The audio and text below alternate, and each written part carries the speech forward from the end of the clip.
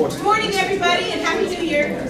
Good morning, good morning. How are you? Welcome to a new year and a new quick meeting. It's good to see everybody. Thank you for making the time to come join us on this lovely Wednesday that feels more like summer than winter.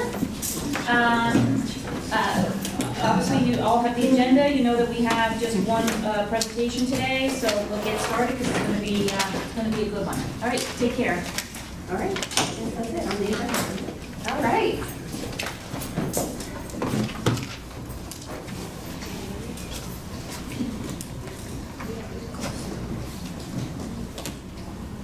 I'm quicker today, so I don't have to be locked into the computer. So thank you. I, kind of just want to start out today by, framing out a little bit about where we currently are, some of the things that are happening in the district in regards to assessment, and kind of looking forward to the future as to, what our goals and what our end games are and the reasons why we are potentially looking to make some changes in our philosophy of assessment and some of the tools that we're using to assess students with. So these are the things that I'm going to go through during the presentation, just so you kind of have a big picture perspective. I am going to do some kind of foundational setting in regards to the different types of assessments that there are, some examples of the current assessments that we utilize in the district and some of the buckets that they kind of fit into categorically for those different types. I do want to talk about criterion versus norm reference assessments because that's a really important piece of kind of the future of assessment, not only here, but in education in general, with, this mindset of, learning loss and students being deficient in skills and this big push with intervention and inclusion. It is crucial for us to have the right information to guide teachers in making instructional decisions that allow teachers to provide instruction just in time, and talking about this idea of a very reactive and wait to fail model versus a very proactive preventative model. We're going to talk a little bit about universal screeners and diagnostic assessments. I will then get into some of the pilots we are doing within the district. We do have multiple pilot programs at some of our elementary schools and at one of our middle schools to try and utilize some of these tools in real time with our students and also with our interventionists and our teaching staff members, and also sharing the reports with parents so they can get eyes on the different types of information that the assessments that are being piloted generate. We're going to talk about a few of the tools in particular. STAR 360, DIBELS 8, and iReady are all digital assessment tools that we are piloting. They fall under either the universal screener or diagnostic category in the sense of the information that they provide. And then the last couple things I'll talk about is the cognitive abilities test, which is also a norm referenced assessment, which does measure something different than some of the other universal screeners and diagnostic assessments provide us, which is also an important piece of the puzzle. And then finally our next steps, and then I'll save some time at the end for Q&A. So as I had kind of just mentioned, we need to move in our district to shift our thinking a little bit from this reactive wait to fail model, and I don't mean that in the sense of we're not doing anything instructionally in the classroom, but we think about it this way. We instruct, we take an assessment, we look at that data and potentially measure it against that benchmark, see who underperformed, and then we react to that, right? We provide intervention, we provide extension, we do a multitude of things after instruction occurs. We need to shift our thinking a little bit. We need to, and those things are important, those summative, which I'll get into, assessments. However, the more important piece in this bigger picture of really addressing students in a very personalized and individual way is to move towards a proactive, almost early warning system. And I'm going to use, there's a lot of analogies in the educational research with the medical field, believe it or not. And you've heard these terms, diagnostic assessments. So if you think about reactive models, that's like you're sick, you go to the doctor, you get diagnosed, you get medicine, right? A proactive model is your yearly checkup. I go in, I have a checkup, they check all my systems, they see where I may need some support, where if I have any deficiencies, if I need to take more vitamins, and that kind of continues along in our cycle of life. And the same thing is true in educational assessments. Not only do we need to react when there's a sudden urgent situation, something very acute, but we also need to be very proactive in diagnosing struggles early on. And there are tools that do that. Currently, those are the tools that we're piloting, some of those things that may be more diagnostic in nature and also enable us to screen students in really simple ways for potential risk down the road, particularly in the area of reading at the K-2 level. So this is kind of like the big picture, like the why behind why we're looking to move in this direction. So as I said, and you may have heard these terms used, maybe you sat in a presentation in your PFA meetings, or maybe you were in a child study team meeting, or maybe in a parent-teacher conference. And these are really important things to understand. And the area that we're really looking to address and target with the types of tools that we're currently piloting are diagnostic and formative assessment. So diagnostic is that, can we be proactive in measuring who may be a candidate for potential risk down the road based on a set of foundational skills and concepts that students should encumber by the time they reach certain benchmarks in time. So obviously you're all parents, you all have a child, and when you took your child to the doctor when they were very young, they talked to you about their weight and height, right? And what percentile they were in, and how they compared to peers of their age, and certainly their birth date, in their growth relative to height and weight. And you'd be like, well, you're above average for height, you're below average for weight, and based on that information that the doctor gave you, which was a percentile ranking, you were able to kind of judge based on other children of this age, my child is X, right? Above average, below average, or right on target. That's kind of what these diagnostic assessments do. They give you perspective of how a child is doing compared to other peers of their age and their grade level on various skills that are benchmarks for that age range. Formative assessment is a little different, but a lot of these diagnostic tools can be used as also progress monitoring tools. So not only is it really important for us to diagnose where students may struggle, but then as we provide instruction along the way, having a tool that's consistent and reliable and valid in demonstrating progress over time.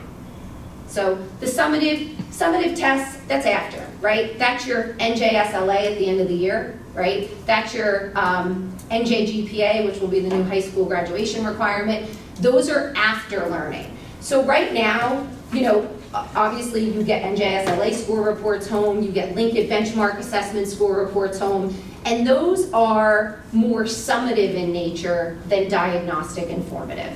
Linkit benchmarks do have a little bit of a formative feature built in, but it's not the same data because, and I'll get to this, is because it's criterion referenced versus norm referenced. So I just want to play a little clip of a video, and hopefully the sound on this works. It worked in my office, but here we shall see.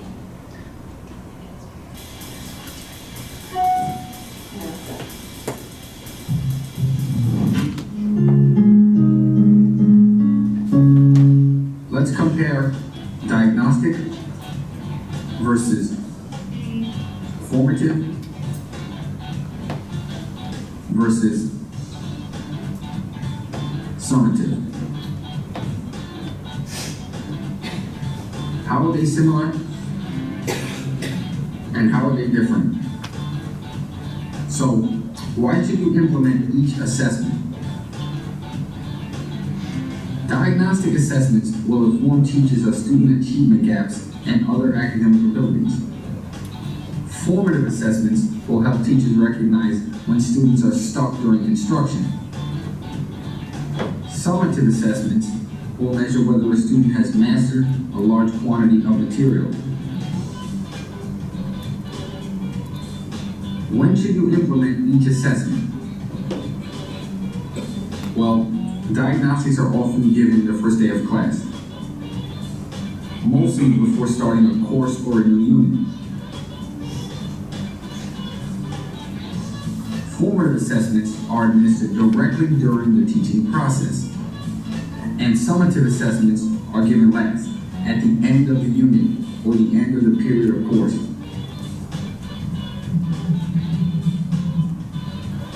What are some examples of each assessment? Diagnostics can usually be found in the course textbook. Text usually has pre-course tests. Formative assessments can be as simple as using student questioning techniques. And a summative example can be a class thesis paper. Next, how should you use each assessment? Diagnostic assessments can be used to plan future lessons and to differentiate students into groups. Formative assessments are best used to make teaching decisions on the fly. Should I keep explaining, or should I move on?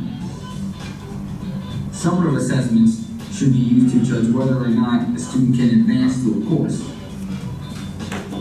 Right now, I would just like to say thank you for your time, and please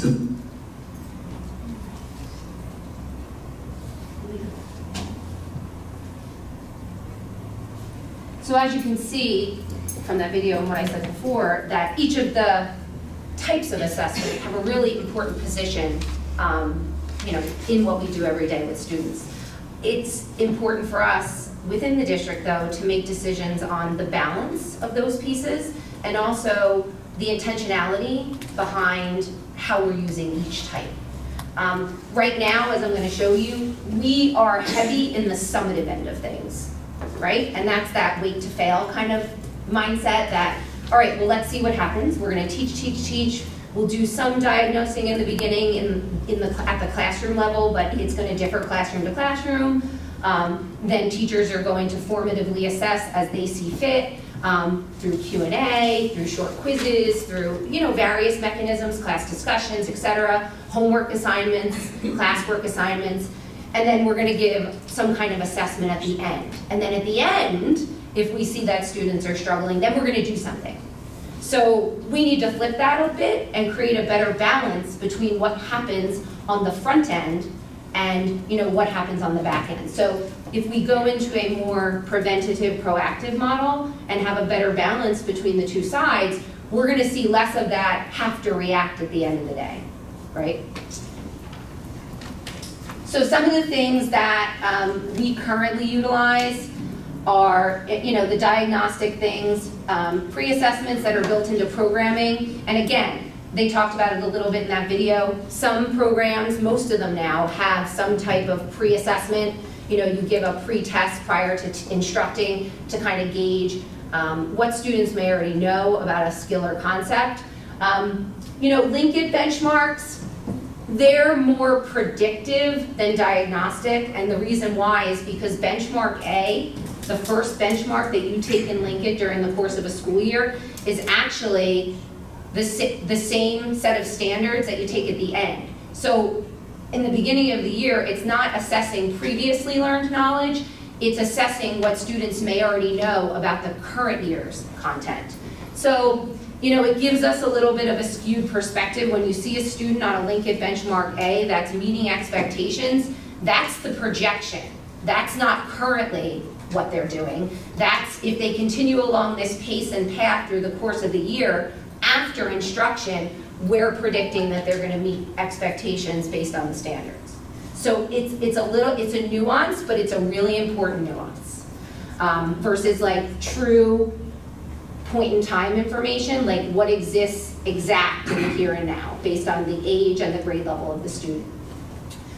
We have our Fontes and Pinnell reading inventories, which we see being conducted at the K-5 level. K-3, they do it multiple times a year. Grades 4 and 5, they do it on an as-needed basis, but that's to diagnose. It does associate a reading level with a student, but it is also certainly more about the reading behaviors of a student And that is really a subjective test because it's teacher administered, right? It's not standardized in a way that, gives us really valid and reliable results, because there's a lot of judgment that goes into the administration from the teacher's perspective. We have our ICANN counting inventories for mathematics. So these are all more of the diagnostic end of things. However, none of these, other than the pre-assessments, which we aren't doing consistently across the board, they're more, that's truly the only one that's purely a diagnostic situation. Our formative assessment types that we currently have: quizzes, student responses, homework assignments, running records, student classwork. And our summatives are the things that you're most familiar with, right?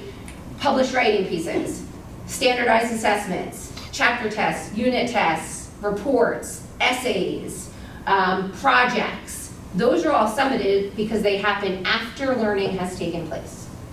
So when I say we're heavy on that end, we are, and also because our standardized assessments that we take, like the NJ-GPA or the NJ-SLA for our students in grades 3 through 8, that is a summative assessment because it measures the collection of standards that are benchmarked to be learned during a certain content and time period, of a defined school year.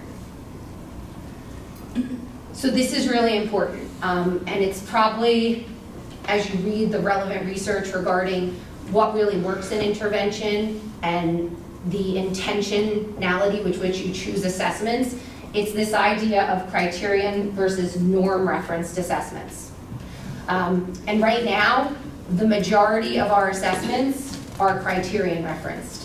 So they set a standard, some type of benchmark. I'll use the NJSLA, for example, New Jersey Student Learning Assessment.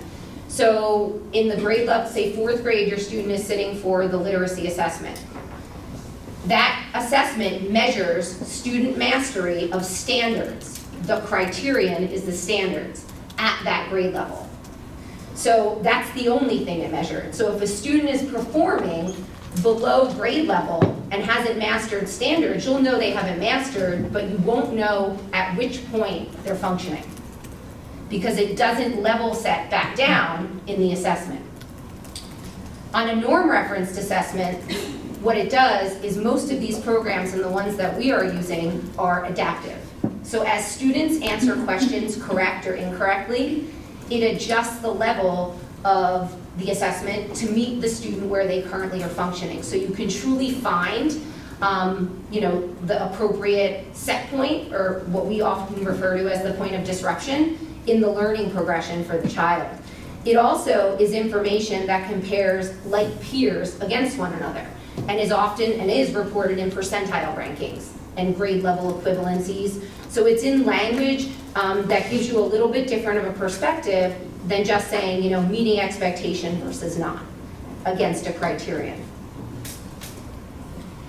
So criterion reference assessments compare a student's knowledge and skills against a predetermined standard, cut score, or other criterion. So when your child takes a test in their classroom, that's criterion. Did you learn this set of information? How far did you get in mastery of that? It does not compare how well the others in the classroom did as well compared to you. You hear sometimes, and I remember this back from when I was in college, the teacher curves the scores. Well, all he's doing is norm referencing the test. He's taking the group that took the test and seeing how they all performed in comparison to each other, and then generating a score from that information versus just saying, look, you got 60% right, you got a 60, right? So that there's a big difference in those two data views. In a criterion reference test, the performance of others does not affect a student's score.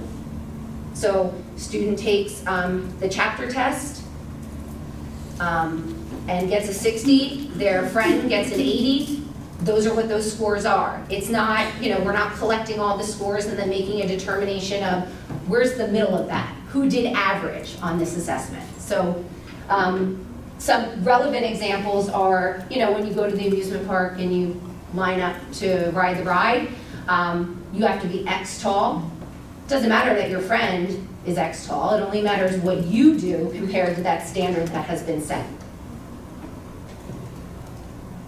So, some of the stuff I already mentioned. The data most often reflected in this is that scores are placed into some type of proficiency band, whether it be meeting, exceeding, partially, or when you get an assessment back for your child on a test or a quiz, failing, A, B, C, D. So there's some type of categorical association in regards to the score.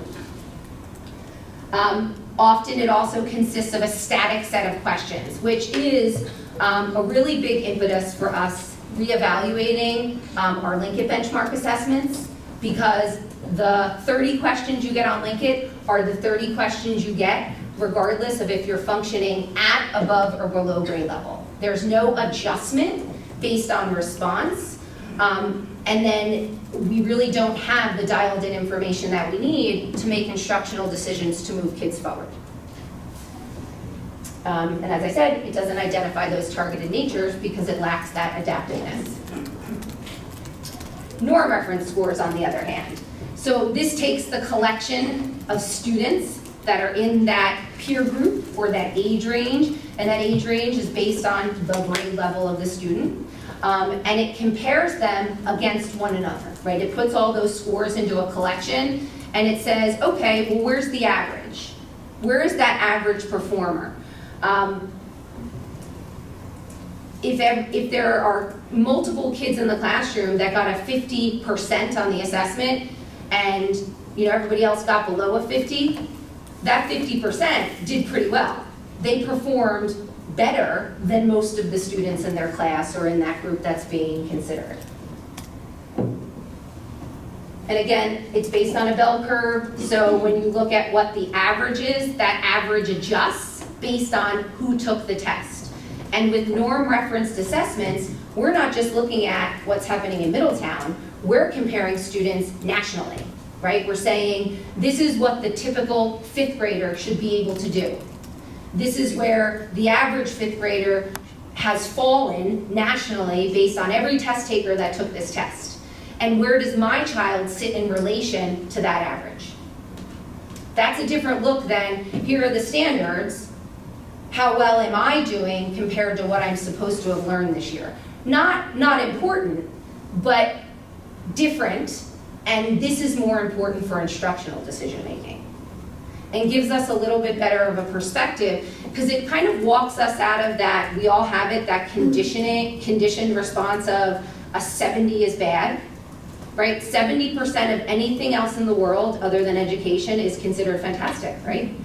And I had to shift my perspective as a parent. My son, who struggles a bit, he came home and he was defeated because he had a 75. And my reaction at first in my mind was like, oh, 75. And then I'm like, you know what? But confidence is a big thing. So I'm like, 75 of 100 is great. 75% of the stuff. But everywhere else in education, everywhere else but in education, that's fantastic. A 75 here is like, oh, you didn't do what you were supposed to do. But if now we look at 75th percentile, right, when we look at norm reference scores, 75th percentile is above average, because 50th is the average. So we have to start looking at it a little bit differently, so we can truly identify kids that are in need and really dial into what those exact needs are before learning takes place. Again, percentile rank, I always think of it as like height and weight measurement at the doctor when your kid's a baby. That was the most relevant, comparison for me. It gives us all a reference point because we've all been there. A student can have a high percentile rank, but not have achieved proficiency. So you could have a collection of students who underperformed based on the set of content that they're being assessed on, but they still may have overperformed above their peers. Because remember, this is based on peer set performance. And obviously, these are really, really large sample sizes because they're nationally kind of mined based on who uses the product. So the data behind them is highly reliable and highly valid because the more students you have in that sample, the more reliable your statistics become.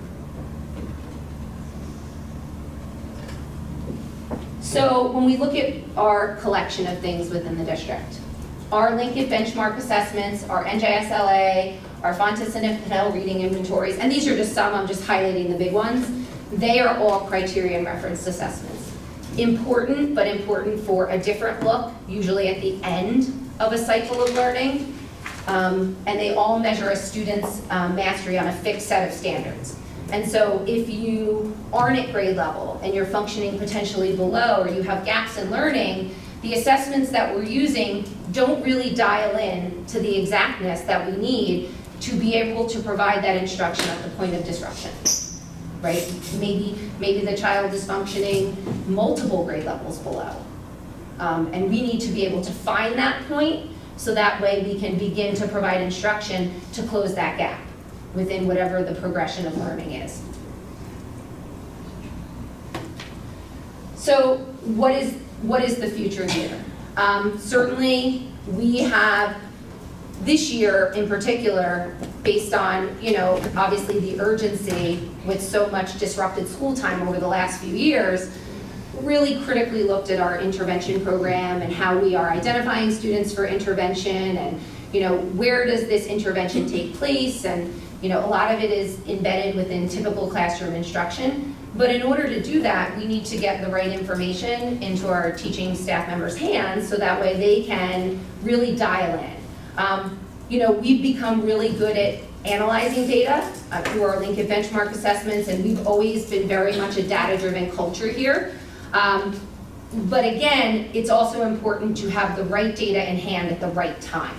And there are certain, times and places for criterion reference data, and there are certain times and places for norm reference data.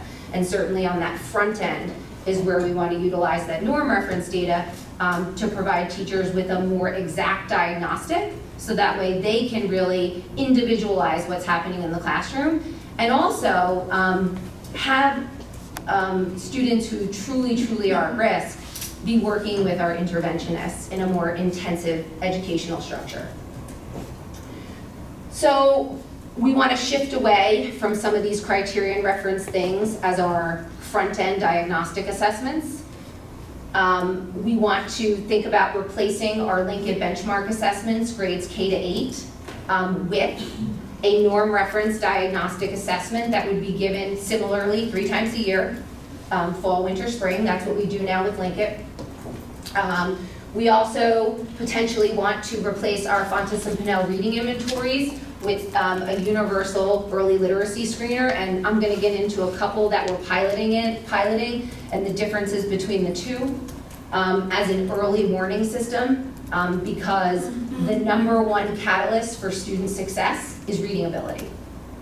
And so it's really important for us to capture at the K to 1 really, pre-K to 1 if you really want to think about pre-K in that equation, to have some kind of early warning for students that may be at risk. And there's a lot of science behind one of the universal screeners that we're piloting, which demonstrates that it is a strong predictor early on of students who might experience reading struggles down the road. So it's important that we close those gaps early, because it does serve as a catalyst for a lot of struggle in the future if it isn't remediated. And those gaps grow so wide that it becomes very difficult to capture those gaps and close them, and also it impacts every other area that they'll engage with forevermore. So that is a super important piece that is missing for us right now. At the high school level, we want to think about replacing our Linkit benchmark assessments with common unit assessments, which are more important, and then utilize the diagnostic when we need to for students that may need additional intervention. High school is a little bit different of a beast in the sense of courses. So you have more like open and shut type of course environments versus a more fluid situation at the elementary and somewhat at the middle school level. But we also want to make sure that we're giving teachers data at the high school that's actionable for the instruction and the content that they're teaching. So we are piloting various tools within the district right now. Some of your children may in fact be a part of those pilots, and if they were, you did receive a letter that came from my office that the building principal had sent you regarding the assessment and a little bit about its background and how it would be administered, and then also how those score reports would look. And if you are in one of those buildings other than Thorne, we're just finishing up those score reports now, you've gotten those score reports so you can have a look at what that information looks like. And I'm going to show you a couple of samples today so you can get a perspective on the type of information it gives you as a parent and also gives our teaching staff. So before I get into that, I want to go back to that idea of this idea of universal screening.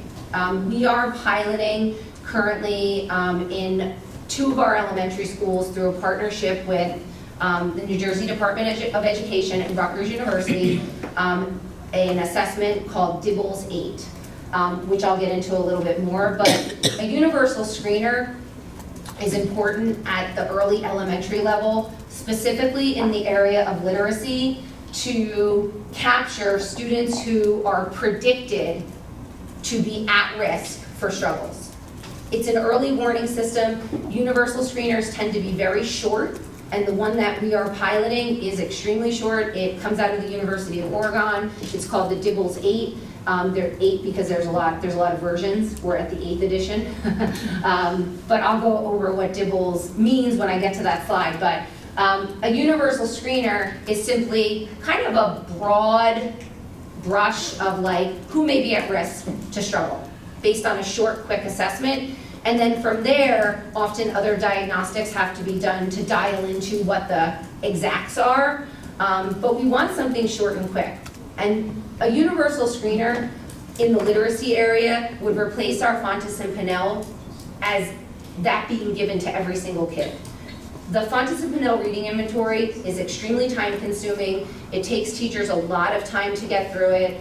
And not that we won't give that to certain students in the long run for more information, but as we need to evaluate who may be at risk very quickly, and we need to do it very efficiently with a lot of reliability behind it. A universal screener is what is promoted in the intervention work. So I'm going to show you this short video clip about the universal screener. Monday.com is the ideal platform for any organization that is looking. Universal screening is the process of collecting valid and reliable data multiple times a year with all students. Schools do this for 2 primary reasons. So first, we conduct universal screening in order to identify those students who may be at risk of learning outcomes. This is different from a more traditional approach of using a teacher referral process for identifying those students. When we have universal screening data, we can use those data to make that identification. This allows us to identify students earlier so that we can prevent large gaps in learning by providing maybe some extra practice and the intentional additional instruction right away when learning gaps are really small so that we can prevent larger learning gaps. The second reason that schools collect universal screening data is to identify needs within their universal tier or tier 1 instruction. When we have data for all students in a grade level, we can look to identify for that entire grade level, if we have more students who need intervention than we have intervention resources to provide, we can provide whole group intervention. This allows us to save those intervention resources for students who most need them, as well as meet the needs of all students in the grade who may need some additional practice with a skill that we expect that they've previously learned. Whole group intervention is a nice way to do something immediately for students while we may be tackling larger tier 1 needs through curriculum adoption or alignment work, other things that schools are doing. We don't have to wait until that work is complete to be impacting students and helping students learn and grow today. Parents sometimes ask why we collect universal screening with all children. I describe it as similar to a well-child checkup. So we take all children to the doctor regularly in order to identify if they're on track with their growing, with their developmental milestones. That way we can provide some early intervention if needed in order to catch a child up really quickly with some skills that they may need some additional support on, and to prevent larger gaps in their development from forming. In academics, we can do the same thing. So with reading, math, and social emotional behavior, we can use great indicators of student need to identify students who may need some additional support now to prevent larger learning gaps in the future.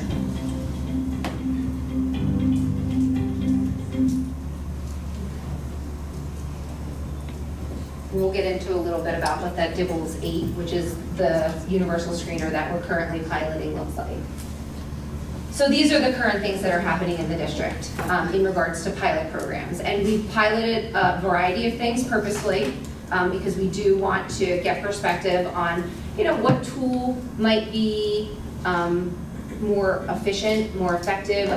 Certainly a big factor in this equation is trying to temper the over-testing of students, because that is not our goal at all. And that is something that has become pretty latent in education, like too many assessments, and for what end? Like, where's the value? So I think it's really important that when we entertain options for assessing kids, we not only look at intentionality, but we also look at time, right? How much time does it take away from instruction? Are there tools that do a better job in shorter amounts of time, or an equivalent amount of job, equivalent type of job, and provide us equivalent types of data in lesser time frames? And I'm of the mindset that oftentimes less is more.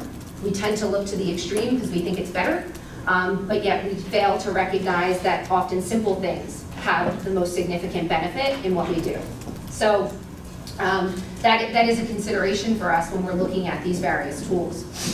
Certainly ease on the use of students, teachers, reports that parents get, all of those play a role in the decision-making process. So at two of our elementary schools, Ocean Avenue and River Plaza, we are piloting a product from Renaissance called STAR 360. It is a hybrid, and I say hybrid because it's a cross between a universal screener and a diagnostic. Because not only does it universally screen kids for struggle, it also provides dialed-in diagnostic information. So it does both, which a lot of these tools do. And the STAR 360 Renaissance product is one of those tools that's considered a hybrid between a universal screener and a diagnostic. We're also utilizing that at Thorne Middle School. So all of our students in grades K to 8 in those 3 schools took the first assessment back in November. The one thing that I have to say about the Renaissance STAR is it's much shorter than the Linkit benchmarks. Our Linkit benchmarks take probably approximately 60 minutes. At the elementary level, they do try to chop it up over a few days because it is diagnostic. It's not, a lockdown testing situation. However, this on average takes 18 minutes in each content area.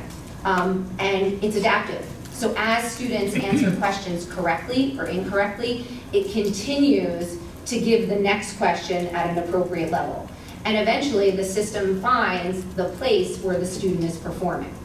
And that data is being compared to other students in that grade level of that age, taking that same initial start to that assessment, because it assumes to begin that the student is functioning at grade level.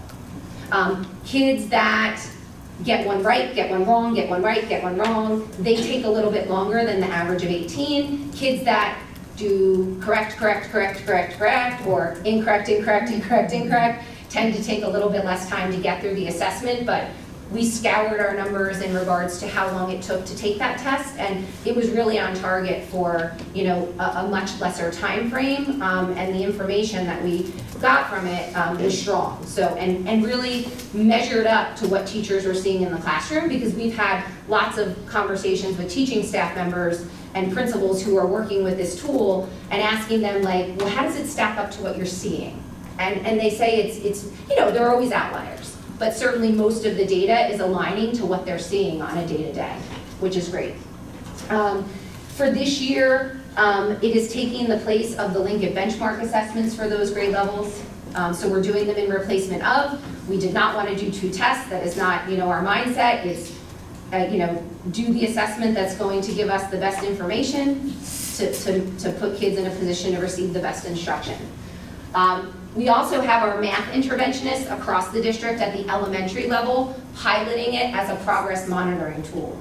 So the beauty of these adaptive diagnostic hybrid assessment tools is that they can be used as many times as you want to without disrupting any kind of information because of the adaptive nature.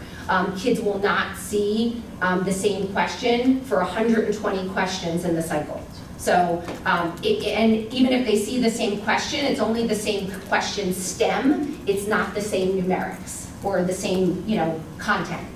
So it really does allow us to not only have a strong diagnostic and a way to screen kids in mass very quickly, but it also gives us a consistent way to monitor progress during the course of a year. Because right now, we monitor progress based on what we have available and what we think is good to use, but it's not a consistent measure where we're comparing, like peers and we're all using the same thing. So this is a good tool in the sense that we have the ability to give that diagnostic over and over and over again. You can give it in week cycles, 2-week cycles, and we're not gonna do it weekly for kids that are in intervention, but certainly maybe mid-intervention cycle, we may wanna run another assessment to see what growth has been made. Because not only will it give you point in time compared to other peers, it'll give you a self-to-self comparison over time, which is important.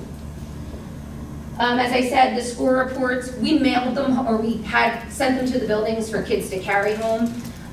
In the future, there is a Parent Connect, Home Connect option that we're trying to set up, where parents will be emailed a score report once the student takes an additional assessment. Most of these also have some type of online parent portal where you can access score reports. We're also going to have them merge into Linkit, because regardless of what happens with the Linkit assessment side of things, it will still be the platform for warehousing our data. And any assessment system, program, tool that you use, you can export that data and dump it into the warehouse side of Linkit. So, we want to make it as simple as possible for parents to access information, and Linkit is a strong warehousing tool for us. The DIBELS 8, which I talked about, and I have we'll go into this a little bit more. This is through the grant with Rutgers and the Department of Education. We had to apply for this grant, and based on the dynamics of our district, our commitment to a 3-year involvement with Rutgers and the DOE on this. We have a group of stakeholders within the district, principals, reading interventionists, and administrators who are involved in this, and we're working with Rutgers to pilot the DIBELS 8, which is a true universal screener. True meaning it's not a hybrid, it has no diagnostic side to it. It screens for students at risk through a short series of fluency assessments, which we'll go into those categorically in a second. Right now, we are piloting that at Harmony and Fairview Elementary Schools in grades K to 3. It will be given 3 times, and we decided as a district, in the name of we have to have intentionality behind what we're doing, we were not going to do the fall administration of the Fontes and Pinnell reading inventory for the buildings that we're piloting. Because we wanted to just have a pure year of using DIBELS. However, we also needed to stay on pace with what the grant was necessitating we do, and the fall was when we trained our teachers, because they had to be trained to administer. They're going to be, actually this month, they're giving the first administration of the DIBELS 8 in Harmony and Fairview schools in grades K to 3. So that will be taking place. The last thing that we're piloting is iReady, which is another digital assessment tool comparable to STAR 360. We actually already use it in a couple pockets within the district. So at first, we weren't going to pilot it because we already have people using it. We have some middle school teachers and special ed programs utilizing the assessments in their departments. But they had reached out and asked if we'd be willing to entertain a larger pilot. So we jumped on board with that, and Nut Swamp is going to be the school that we're piloting that iReady assessment in replacement of Linkit B and C for the tail end of the school year. So we'll have comparative data regarding a variety of different tools that are, big players in the market when you're looking at universal / diagnostic screeners. So again, some of the STAR 360 features, it's norm referenced, extremely important, right? It gives us that different data view, that's extremely important for us. It's computer adaptive, which is that level setting as students answer questions throughout the course of the assessment. It finds the student's level of functioning and skill within a learning progression. So every skill and concept in every content area has a thread that you could wind through K to 12, right? And say I have a 5th grader. Teachers have to be able to find the spot within that progression where learning disruption has occurred, because that's where the intervention has to take place. And most of our, and this is in education in general, you typically don't teach too far out of the bounds of the grade level that you maybe started, and you might switch within like elementary, maybe you do 2nd grade or 3rd grade or K, or, you know, less common is like, I did kindergarten, now I'm gonna do 5th grade, right? It happens, but more importantly is that teachers don't have this broad perspective of learning progressions K to 12. So when we give them information that says, well, your child is deficient in this skill in 5th grade, they need to be able to trace back where that disruption occurred. And if it's multiple grade levels below, oftentimes the teacher doesn't have that knowledge to be able to do that, because you're talking about like a 5th grader who could be functioning at a 2nd grade level. So we need to find something that gives us a direction point to that place and not make it so difficult, right? So at the same time as we're, you know, getting good comparative data, we also want to get dialed in information that gives us exactness into where we need to start those interventions. And this tool and tools like it, like the iReady, do that. It allows for true progress monitoring. It measures the growth alongside their academic peers. There is an organization called the National Center for Intensive Intervention, and they kind of rate, you know, what's out there. And STAR 360 had an extremely high rating, as did iReady for different reasons. STAR 360 kind of hangs its hat on great data in a short amount of time, right? That's the one that's more consolidated in its administration. And that was one of the biggest pieces of feedback we got from the building, is that it was easy to administer and took not a lot of time. It was not disruptive in nature. The parent report, and as I said, this is a hybrid, so it functions as a diagnostic and a universal, but this is like an example of a score report. It's called the STAR Family Report. As you can see at the top, it gives you, you know, where they're performing. This is the student performed. This is a math report at the level 4, which is at or above benchmark. You can see here, it gives you the scale score. All STAR assessments are based on a scale of 0 to 1400, so the student performed based on this time of the year in the at or above benchmark range. And then it gives you a breakdown of the areas that were assessed on the test, domain scores. And even though this student actually is doing really well, because this was a fall administration taken in November. What you may see on a test like this is that a student at this point in time, based on their peers at this time of the year, performed at or above benchmark for what we would typically expect to see compared to the kids that are also taking this test in this grade and this age. Down here in the domains, on a fall assessment, you may see some of these being beginning or developing in the red or the yellow, while that's still green. It's because the full year of instruction hasn't occurred. So this is monitoring like their learning for this year versus this is their performance compared to their peers. And as the year winds on, we want to see this stay in the green, and these, if they're yellow and red, start to move to more yellows and greens as we give this, because more learning is taking place. So, that's kind of like a big picture. On the, it gives you a percentile ranking.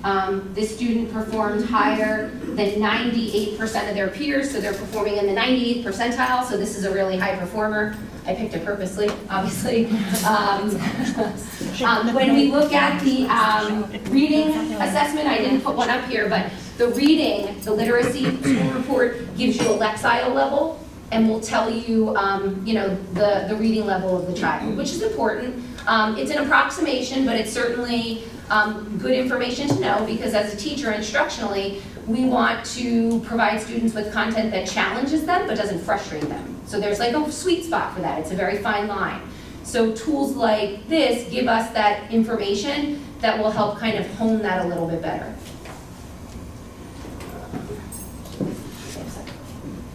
So that's STAR 360. Then we have DIBELS 8. So DIBELS 8, as I said, is a true universal screener. It is not diagnostic. So after you do DIBELS, you have to do something else if you notice a child is at risk. And that something else will most likely be the F&P, right? So we won't do F&P for everybody because it takes so long, the Fontes and Pinnell. It's very, very involved, right? To do that for 25 kids in a class is just a heavy lift. And it doesn't provide us tons and tons more information for the amount of time it takes. So once you use something like a DIBELS 8, which is a true universal screener, and that stands for Dynamic Indicators of Basic Early Literacy. They're short 1-minute fluency measures that are used to detect early risk. So it's that early warning system in a very short, efficient way. And each subtest has been shown to be very reliable and valid in predicting future struggle. So it doesn't draw from any standard content or curriculum. It's generic to what are the skills that kids need to encumber to be strong readers, to be literate. And there are 5 buckets, the 5 big ideas of reading. DIBELS assesses 4 of them: phonemic awareness, phonics, reading fluency, vocabulary. I have a star by it because it doesn't assess that, and reading comprehension. A child doesn't take DIBELS start to finish. They take a section, and if they master a section, they move on. So like you could take multiple 1-minute fluency tests if you keep advancing. There are thresholds which are considered the stopping points, and that's where the disruption is. And there are charts and obviously metrics that go behind this to demonstrate where should I be as a kindergartner in the 2nd month of the year? Where should I be as a first grader in the 5th month of the year? And that way we can kind of target students that may, that may be at risk for future struggle, and then dial in more to what they may need exactly through a secondary diagnostic, like a Fontes and Pinnell, or STAR 360. We are actually piloting in those 2 schools, the 2 schools actually, Ocean and River Plaza. There's an early literacy screener. So they don't take the reading assessment, they take the early literacy screener piece, which is more like this than certainly the reading piece, because that's very comprehension driven. This is typically given to students 3 times a year, and we could give it to other at-risk learners. You could have a middle schooler who is struggling with their fluency, and you want to know where you need to start instruction, and middle school teachers aren't versed in phonics, so we could have a reading interventionist or someone who's from the elementary world come up and administer some type of DIBELS assessment to find where the point of disruption occurred, so that way we can support that instruction, because we do have students that struggle with fluency at the middle school level, and that certainly impacts comprehension. This is great, and we're going to post this presentation so you'll have access to this.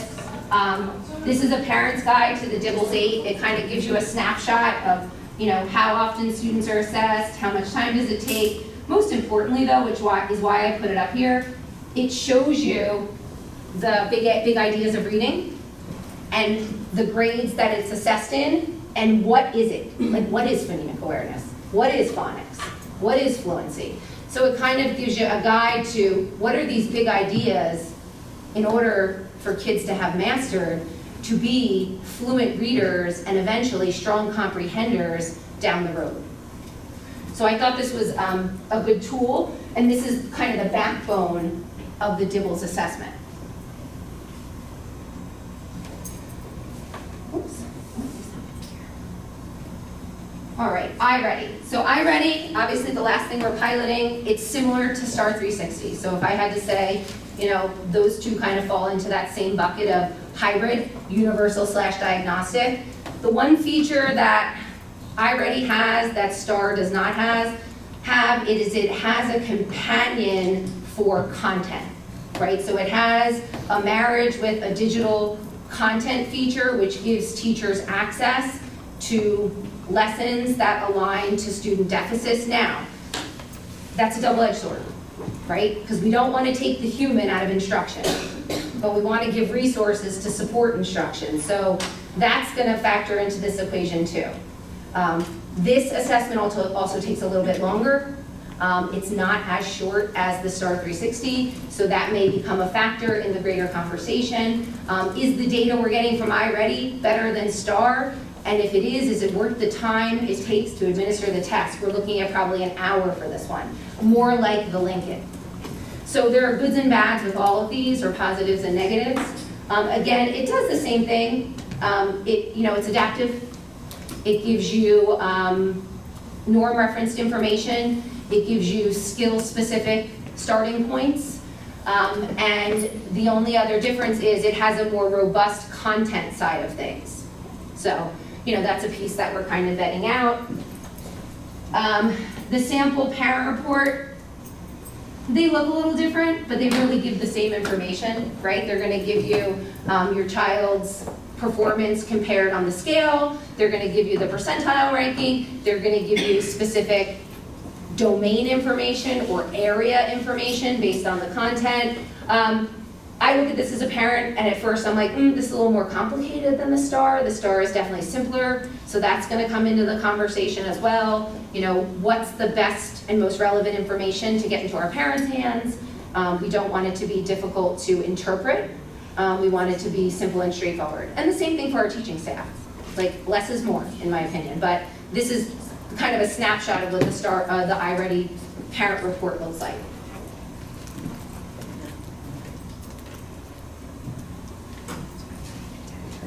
So the last thing I want to talk about is the idea of cognitive abilities testing. So when we talk about our diagnostic universal screeners, we're measuring students in concepts and skills versus innate ability, okay? Right now, and the cognitive abilities test is one of the many abilities tests that are out there. I chose this one because it's the one that we currently use in the district as a G&T screener. So this is another really important piece of the equation that we are going to be exploring more because we think it's useful information. So when we look at the difference between those diagnostics and such that I just shared with you, they're content skill driven. This is innate ability driven. And there's a difference because our innate ability has a strong correlative impact on our achievement, right? So it's important for us to have information about a student's strengths and weaknesses from an ability standpoint, so that way we can tailor instruction through a lot of mechanisms to meet their needs, whether it's learning style, whether it's, whether they're, auditory, visual, kinesthetic learner, whether they're strong with verbal, quantitative, reasonings. Those are all important pieces. It's a different piece, but certainly plays a large role in students achieving their potential, right, with instruction. So we already use this tool, as I said, for gifted and talented identification. So the state requires us to have multiple measures for identifying students that are performing at a level where we would want to provide them some additional instruction that's more accelerated or more advanced or more complex. So we use this as a screening tool right now just to have another piece of the puzzle for students' entry into gifted and talented. Many districts give this twice during a child's elementary career. And you might say, well, why do they only do it twice? It's because eventually that ability piece doesn't change much. So what they found statistically is you give it twice because you give it once, usually second and fifth are the markers, second grade and fifth grade. Second grade, there is a lot to be said for like they're young, right? First time taking an assessment, not fully developed.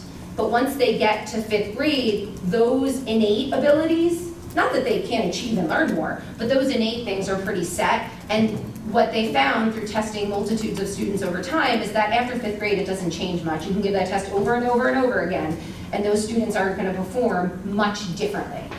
So we would potentially be looking to possibly next year, not this year, pilot it for 2nd and 5th grade as another piece of information, because it's a different piece. So again, that intentionality behind why we're doing what we're doing, and trying to get a broad picture of a student as a learner, so that way we can best meet their needs, while at the same time balancing that mindset of not over-testing kids. So this is on top of the other diagnostic. Well, this is not, this is a different type, it's giving you a different piece of information, yes. I just have 2 more slides and then I'll let you ask away. So what does the cognitive abilities data show us? So it measures 3 areas. It measures verbal, which is verbal reasoning, and it gives you some examples, quantitative reasoning, and figural reasoning. And here are the connections at the bottom to some of the things that might translate into practice in a classroom. Like kids with strong verbal reasoning ability have a readiness to learn in many classroom contexts, learn vocabulary quickly, able to comprehend more complex reading, versus a student that may not have a strong verbal reasoning score. Quantitative, same thing, and nonverbal, you can see, is the best predictor of science outcomes. So, you know, like where you see patterns and figures, like geometrical representations and repeating patterns. And this probably is similar to a test that you may have taken when you were younger. And a famous one, and I know I took this test, the Iowa test. That's this kind of test, right? It gives you just a different picture. This is ability versus concepts and skills, which is what our diagnostics do. So what are our next steps, like as a district? After we pilot for this year, we're going to take a committee of individuals who were involved in these pilots, and we're going to bring them together, and we're going to have more formal discussions about things we like, things we don't like, things that we may want to further explore. Right now we're doing that informally to kind of gather as much information as possible, and then try to make a determination of what will be the viable implementation for next year, district-wide. Ace doesn't like my presentation, I guess. It is tough crowd. We are also going to be surveying the parents of the pilot schools about the score reports, what they liked, what they didn't like, did they think it was user-friendly, was the information relevant, helpful, etc. And then once we decide on kind of the path forward in a more solidified way, then we would promote this to the school community at large, train our teaching staff, certainly get that information and message out to the community on the whole. And then we certainly have to train our teaching staff members on the administration of some, or use of some of these things, which, you know, we're really far ahead in the sense of using data. Now we're at that fine-tuning stage where we have to take a look at what we have, what are the purposes for why we're doing it, and should we be doing things a little bit differently, you know, based on the need that we have in the moment. So, you know, that's kind of where we are now and some of the things that are happening and kind of the long-term plan over the course of the next couple of years. So, questions? I think you had your hand up. I have a ton of questions. Yes. But, okay, so Star 360 or iReady is going to replace Linkit next year. Yeah. But One of those. we're thinking that one of them will, yes. Okay, but we could still access that information through the Linkit portal? Yes, and you'll also get a parent score report through one of those other avenues, whether we mail it to you, send it to you, Okay. or you can log on and grab it right out of their dashboard. But what we'll do is a file export into Linkit as well. Okay, and you also said the Star 360 has not gone out to Thorn yet? No, we're No, still stuffing okay. the envelopes. So I was gonna say, I Lots of haven't kids. So the Dibbles 8 is going to replace F&P? Correct. If we decide to go in that way. Okay. The F&P, how reading is structured now at the elementary level is unique to F&P.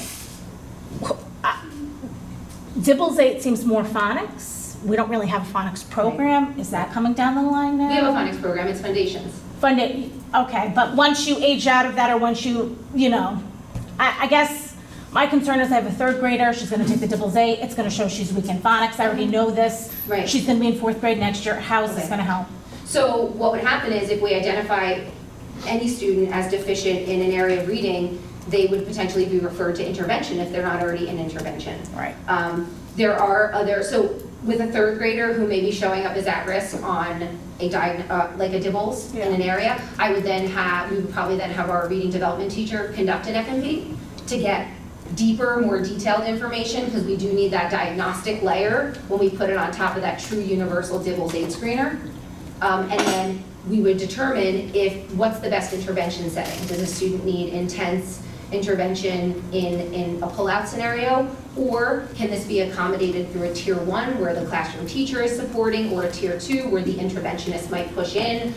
So it's really going to be determined based on the need of that student, the age level, like the support that has already taken place. So a lot of pieces go into that puzzle, but it's important for us to have the tools to get the information we need. So while that DIBELS is the early warning, we're gonna have to do the Fontes and Pinnell or something more diagnostic as a follow-up after that quick screen could potentially show students that are at risk. So are kids going to be based now on font? Like right now, the FMP bases them kind of more on comprehension because that's what the FMP focuses on. So like when they have reading groups, everybody on this reading group is on this letter or number or whatever you're using. How does that look with the DIBELS? So we're moving our teachers away from this mindset of kids with similar reading levels should be together. Because when we talk about Fontes and Pinnell, we should be talking not about levels like A, B, C, D, E, F, we should be talking about reading behaviors. So kids that are having similar reading behaviors should be grouped together in order to receive instruction based on their need, based on the behaviors that they're exhibiting as readers. So that diagnostic. So like no more level libraries? Oh no, level libraries still exist, and that's why we say like an approximation is important. And remember, the STAR 360 gives an approximation of a Lexile level.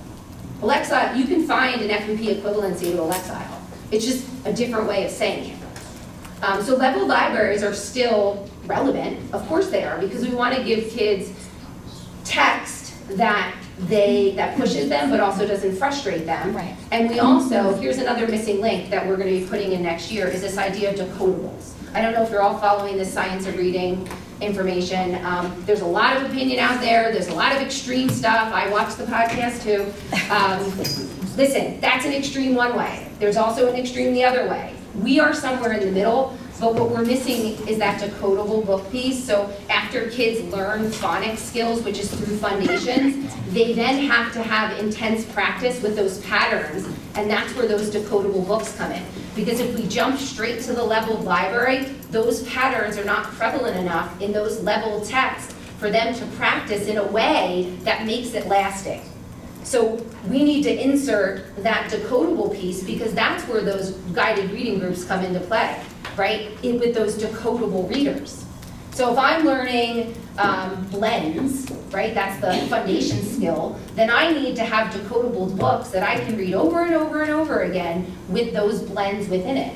It's the way you and I more probably learn to read than how kids in a very whole language situation have learned to read, and that's kind of evolved back over time. But we have a good balance, right? We are not workshop diehards here. We adhere to a workshop framework, and we believe that strategy instruction is equally as important because kids need to be strategic readers, but they also need to learn to read in a very succinct and methodical way.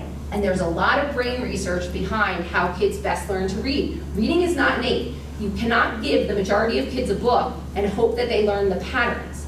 It does not work that way.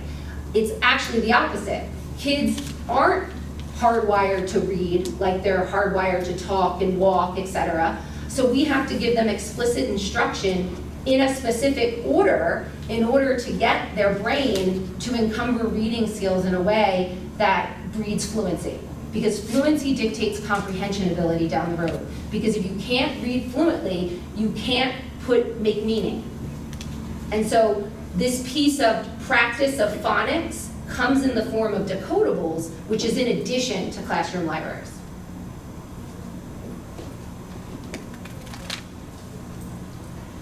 So what kind of reports did the teachers get? I see that they would be trained to administer it, but what did they get in order to say, like, okay, where am I might be missing a mark, or what can I be doing? So there is, and I'll use STAR as an example because I already have something similar. There's something called an instructional planning report. So what it does is it gives them similar information to what the parents see in the sense of like percentile, grade level equivalency, scale score, but more importantly, it gives them those broader domains and the current level of functioning for the student. So if you're functioning at a first grade level in 5th grade, it tells you start here.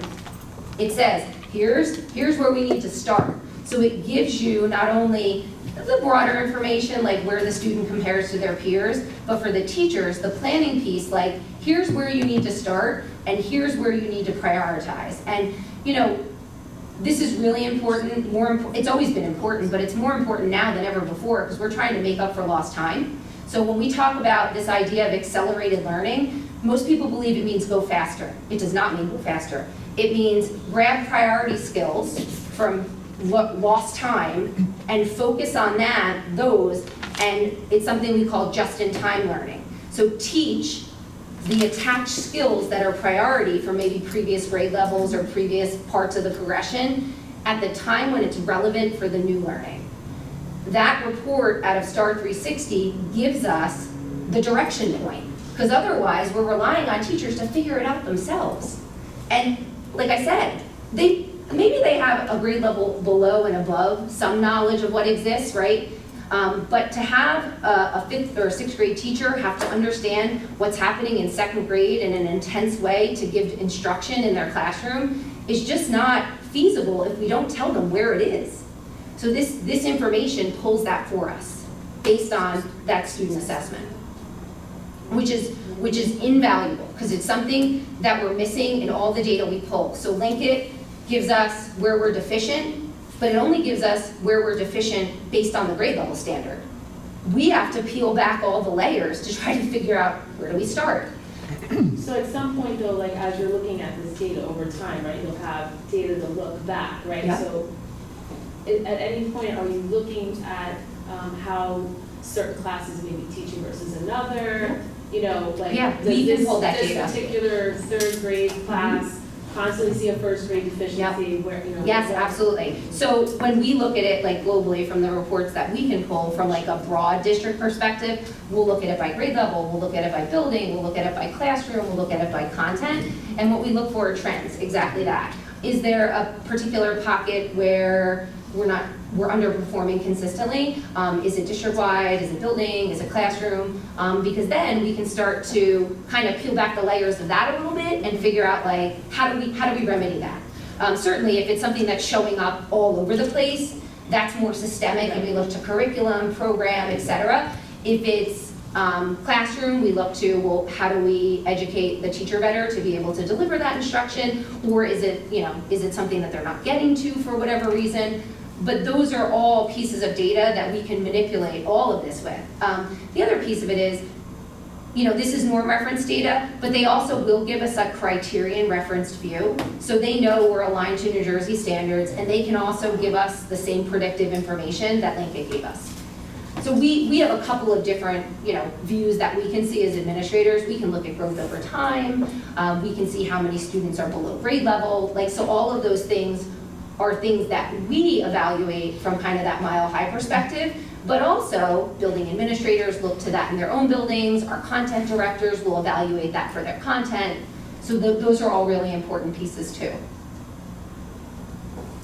How does all of this affect, when you watch the news, how they say, our 8th graders and our 4th graders, when that report came out like 2 months ago, how far behind they are compared to, I guess, what they're typically supposed to be at this stage? Yeah, they're basing it on our markers of what's happened in previous times. So, definitely there's recruitment to be had. And that's why this accelerated learning piece is so important, because we can't put every kid that's functioning below grade level in intervention. They're all to some degree, functioning probably in a deficit somewhere, because we didn't have continuous instruction. We had a lot of disruption. So we have to assume that the majority of kids are going to have some gaps. So what we usually guide our teachers in is like the rule of 50%. If like 50% of your kids are like just don't have an understanding or foundational knowledge, just teach it, right? And then certainly if it's a couple of kids and they kind of are anomalies in the sense of what your larger class is doing, then certainly you might want to take some additional steps with intervention, et cetera. For this idea of like learning loss, accelerated learning is really important, and it's that just-in-time model where teachers always have to be thinking about what were those priority skills and concepts that students may have not been exposed to or mastered that are going to impact the here and now. Because I have to teach them simultaneous to the new learning and attach it so it's relevant. And that's what accelerated learning is. It's culling down the standards and the concepts within those standards to the priorities and attaching them to what's going on in the current moment. And certainly there are some resources that we've given to our teachers to help support that. This type of tool will help us to do that better. And certainly that's going to be, that's good practice all the time for struggling students, but now we're looking at a more widespread population where that has impacted it. So is that just teaching, though, to make sure that they pass the assessments to make Middletown, to make us look like a better district? No, it's or like how do they ever catch up from this learning loss? Because you're only going to focus on the priorities, right? But then The what things happens to that all you the need stuff they to be, never learned? the things you 100% absolutely need to have mastered, or at least to some degree mastered, to be successful at the next level. And that's what accelerated learning is. Listen, there's a lot of ancillary things that happen within a content during a year that have impact, but not as large of an impact as some of these. Listen, if you didn't learn to divide in 4th grade because you missed that lesson because of COVID, that's going to impact you for a really long time, right? Versus if you didn't learn the angles of a triangle, right? There's different impacts. Now, not that they're not all important, but we're in a position where we have to prioritize. And that's where that accelerated learning mindset comes into play. And so our teachers have to be able to, and listen, it's a couple of years worth of potential loss of content in some way, shape, or form, but a tool has to be in existence to be able to help us with that, because our teachers, and this is teachers in general, not just Middletown's teachers, we don't have the capacity for that. No one does. To trace back in a standard and a progression to try to figure out what kids have not been exposed to and where it exists and how do I attach it, that's a heavy lift. There's a couple of organizations that have put out some other documents. There's something in a document called, a group called Achieve the Core. It's actually a really strong resource for teachers. It has some PD stuff, but it has something called a coherence map for math. And what it'll do is you can put in a standard for math, and it'll wind back everything that's attached to it. So we've given teachers that. We've also given them some information as to what are these priority skills that you should be focusing on in your grade level and attaching. So we've been doing that work. This is just another layer for that to support them locating those priorities. Where did the Start Strong tests fit into all of this? Was there any value to those? Do you want my real answer? I want your real answer, because I get different answers from different teachers, and looking at my own kids' scores, I don't know how realistic, I don't know if they show anything. So I looked at my own, I have 2 boys in middle school, and I looked at them and I was like, okay, that's nice, right? It's broad. Listen, and I think it had good intention. I think it's too far removed from what truly is existing. I think it's an approximation and an approximation only. So I wouldn't get too hung up on that. And that's why these things are important. I wouldn't put much stake into those Start Strong assessments. I don't know how good the data is and how, it doesn't give a direction point, right? It says I don't know, you might need some support. What does that mean, right? What does some support mean? Were they testing the material from the previous year to see It was where foundational. where they started? Yeah, it was foundational. My kid came home and there were so many questions on there of things I never learned. Right. And so, and again, same thing with our end of the year summative, which is why it's not a good data source for instruction. It's good for other things like the NJSLA, which is you have to think of Start Strong as a baby NJSLA, right? It is what it is. It's standard aligned, it's criterion reference, it's measuring things they should have learned previously or should have been exposed to give us a starting point. And for some districts, that might have been great information because they didn't have a lot of other things. We were fortunate and we have a lot of other robust pieces of data. So the Start Strong kind of looked pale in comparison to us. For like our Lincoln benchmark is better than Start Strong because it's deeper, it's more granular. That's very wide. Like you give that to a teacher, okay, great, they need some support. Well, okay, what does some support mean? So I'm hoping that this is the last year because I don't think that collectively many places are seeing tons and tons of value in it. And here's kind of the historical view of why that came to pass. Yeah, I think it had some intention behind trying to collect what exists, but I think there were also other ways we could have done that. So based on our ESSA application to the federal government, there is a requirement for a standardized test. So if you recall back to the first COVID year, I guess it was the first one, yes. And they said, all right, we're not going to do NJSLA. But that was actually in breach of their ESSA grant application, which had an achievement test built into it. So the concession was, we'll give something in the fall. So that was how Start Strong came to pass. And at the same time, they did try to put some intentionality behind like doing it to collect data that may be relevant. It's just, in my opinion, too far removed and too broad to really make an impact instructionally. Yeah, it gives us large, widespread trends, but I don't know how telling those trends are either. So that was kind of the inception of how that came to be. Are the state standardized tests going to follow with this? And how is, if we switch to this method, which I think sounds like we should have been doing it all along, how does that then affect the NJSLA? If the state is still going to test on a benchmark, right, and we're now curving everything, how does that? They give us predictive statistics too. So they know we test in New Jersey.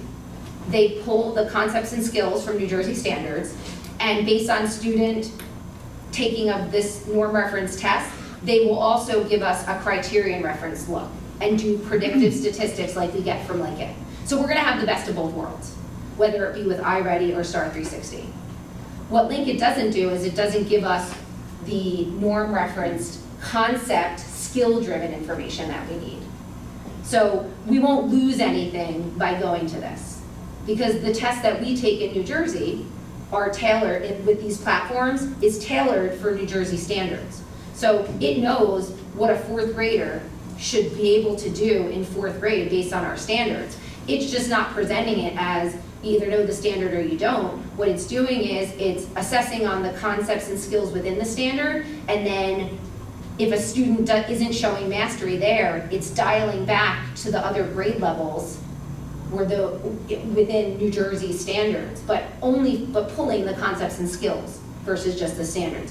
When we do link it, we do get some skill information, but it's really broad, right? It's not specific at all. It's not specific enough. Have you, I know it might be too early, but for the schools that are piloting some of these tests, are you finding that more kids are getting red flags now because it's proactive? And if that is the case, and we predict that will happen across the district when we roll it out more universally, how are we going to allocate resources? Are we going to try to get more resources to do kind of more intervention type things? Will it be more of the universal intervention level? Or like, could we get more money with this data potentially to be able to supplement these programs? So, I mean, we're always, certainly looking critically at our intervention loads, right? Part of this is also I think more so relevant is, are we over-identifying, right? Because we see a student as like getting 70s as like underperforming when maybe they might not be so much, right? Like they just might be performing at where their ability is. But, when you look at this data and if we see, and we don't really have good statistics yet, we just finished giving this, right in November, we have, another PD with the company for teachers to start to look at statistics.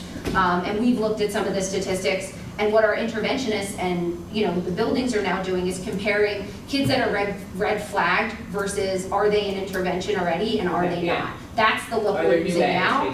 Now, if we have volumes of kids that are red flagged, that tells me one thing. We need to move, it's tier 1, right? And it's more the accelerated learning, right? That's where we have to aim our efforts for kids that are showing widespread deficiencies. Whereas if you have a situation where most kids are showing mastery of some sort, or they're close to grade level, and maybe there's a handful of kids that are not, those are your intervention kids. So this kind of helps to separate those two pieces out. Is this like a everyone thing, or is this like a few kids who now need a more intense level of service? So in the beginning, what I think will happen is it'll help us hone a little bit better. And certainly, part of intervention is the amount of service, time and intensity we can provide. So certainly, we're always looking to have the most effective amount for students. And certainly, that could come with more interventionists. It might be, we don't know. But we need to find the right kids first and have them exposed to intervention, whether it's in tier 1, which is the universal, versus a more intense type of situation. It sounds like a lot of this is focused on K to 8. At the high school level, you have a freshman class that not normal middle school timeframe.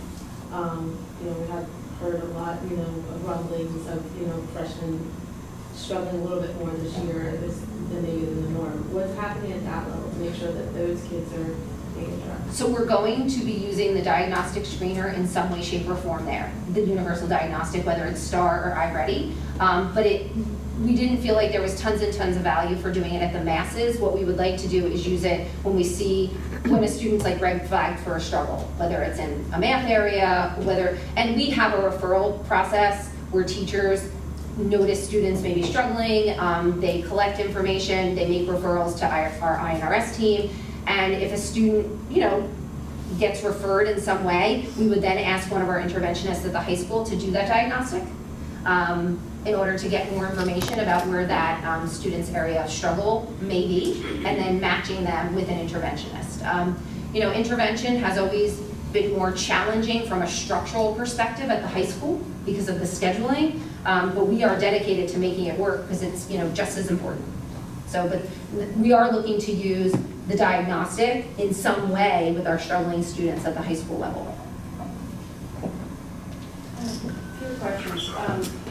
Would this be done for all? I'm thinking of self-contained classes. We've had some preliminary conversations about that, but because it depends, there are a combination of modification features within the system that will allow some of our our students in those environments to actually benefit from taking the assessment because we can get good information. So it will be definitely a conversation with our special ed teams to see where it's appropriate. But I know that there has been interest in many of our LLD classes and some of our self-containeds for students to participate because it is adaptive. But we have to make sure it's appropriate. And does this cover or help in any way with dyslexia screening? Yes, DIBELS is a dyslexia screener. Okay, that's great. Also, I've never met a teacher that likes standardized assessments, so I'm curious what kind of feedback or how the teachers are being included in this process. So we had, it started over the summer with a voluntary committee of teachers that worked on our revamping of our intervention processes.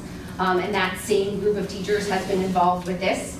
And certainly the feedback that we've gotten informally at this point is that this was a much better assessment to give than Linkit, mostly because of time and ease to give the assessment. So it was kind of funny because teachers were like, are you sure that's all I have to do? Like really the kid logs on and like takes the test and the teacher doesn't have to assign anything, so it's really user-friendly and simple. And it also was much more time sensitive. And that's the feedback we've gotten about administration of it. And the feedback we've gotten from reporting so far is that it is very close to what they're seeing in the classrooms. Like that's spot on, that's, that is what I'm seeing. Again, there are always outliers in data because it's point in time, right? I could have just had a bad day or I could have had a really good day.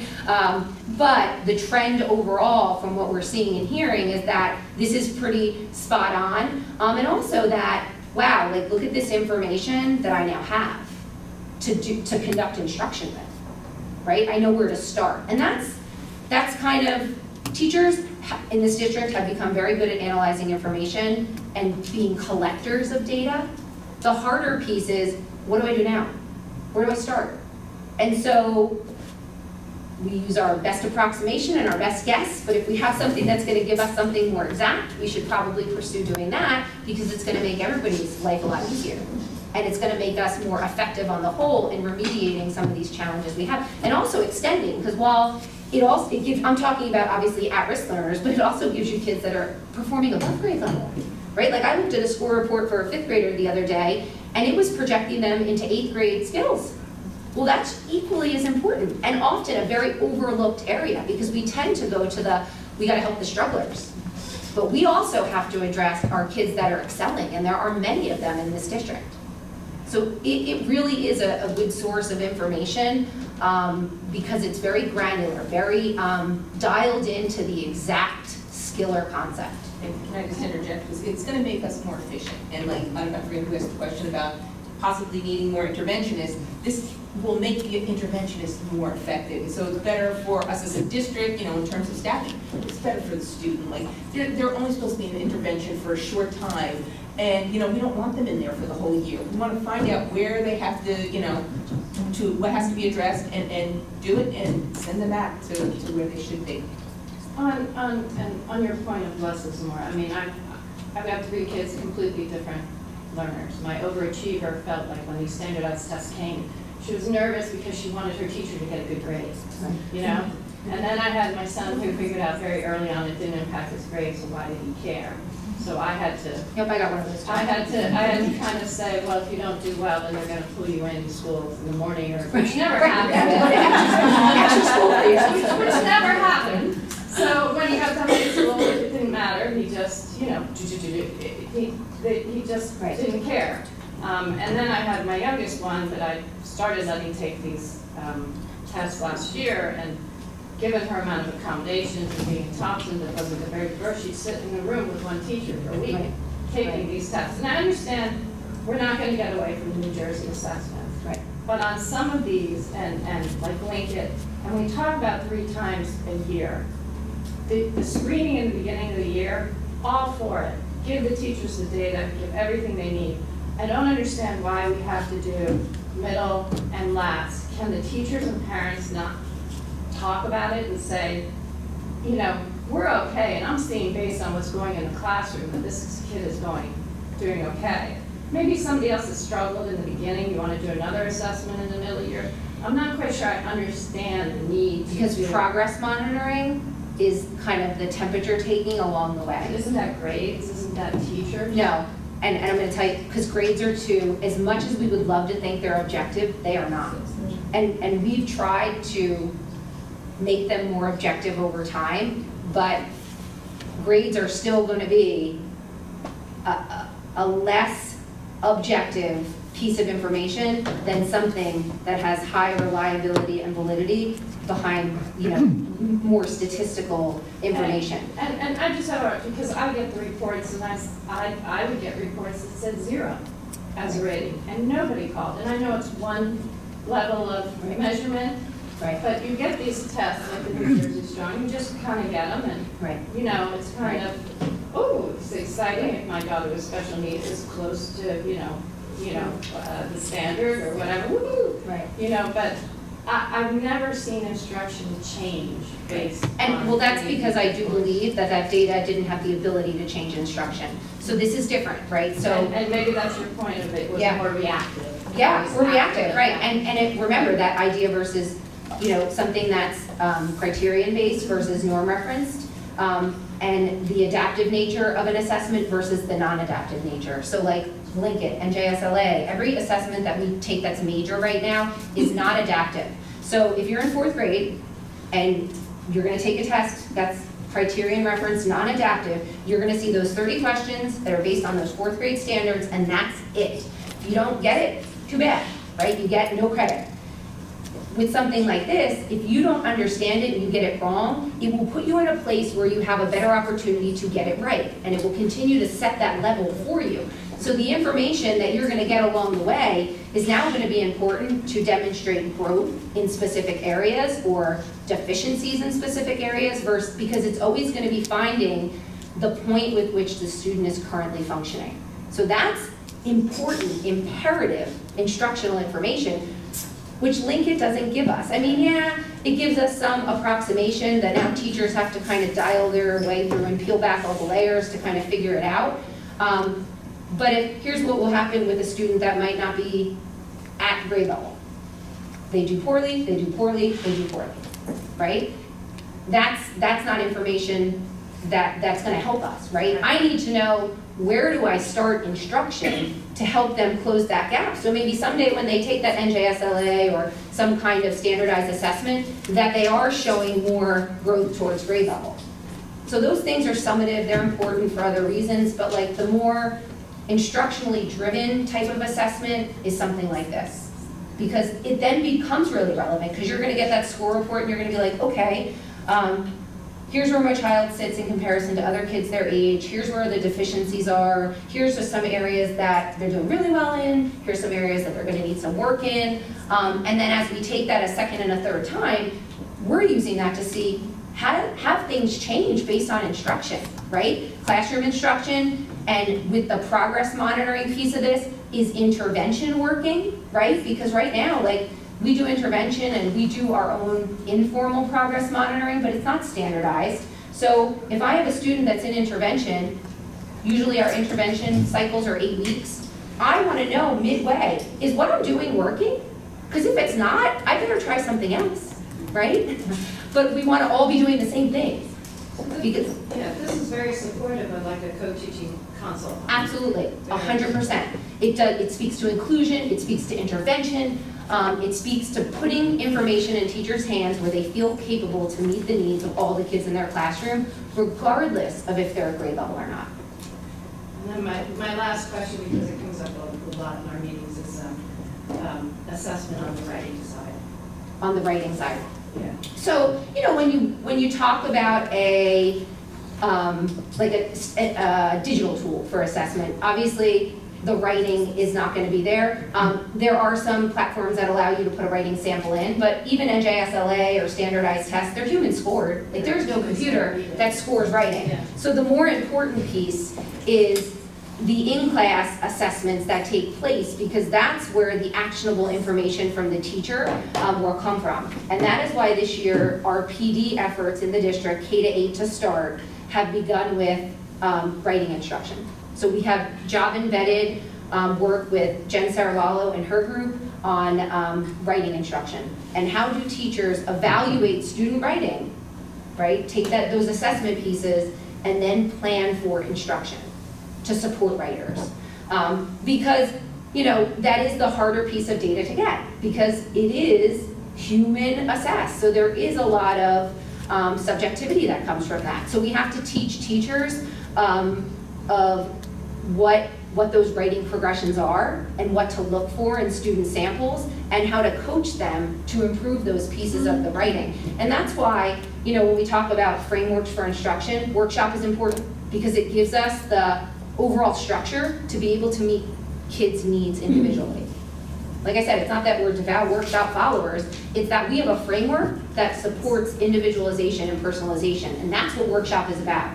Because you can translate that to writing, you can translate that to mathematics, you can translate that to your science classroom. Workshop can be overlaid over any content area, because it's a framework versus a program or a curriculum. And that's how we use it here. Are other districts using any of these? Like, how do we? You know what? I think there's going to be a significant shift. There are some. There are a lot that have used them over time. There are some districts that you may have heard it, MAP, M-A-P, that's another big player out there. Just takes a long time. It's a lengthy administration. iReady, Star 360. There are a variety of districts using these. Many use Linkit, but I think what's going to happen is exactly what we're saying. Like, is it the right data? Right? That's the thing. Like, we're taking all these times to give these assessments. Like, is it the data that we need to really drive instruction? So there are many districts that utilize things such like this, but there are also many that utilize things like Linkit still. But I do believe, I've had so many phone calls from people about like what we're doing, in the sense of like why are you doing that? Like what, like interested? Because there is this urgency to identify gaps in learning that we've never seen before.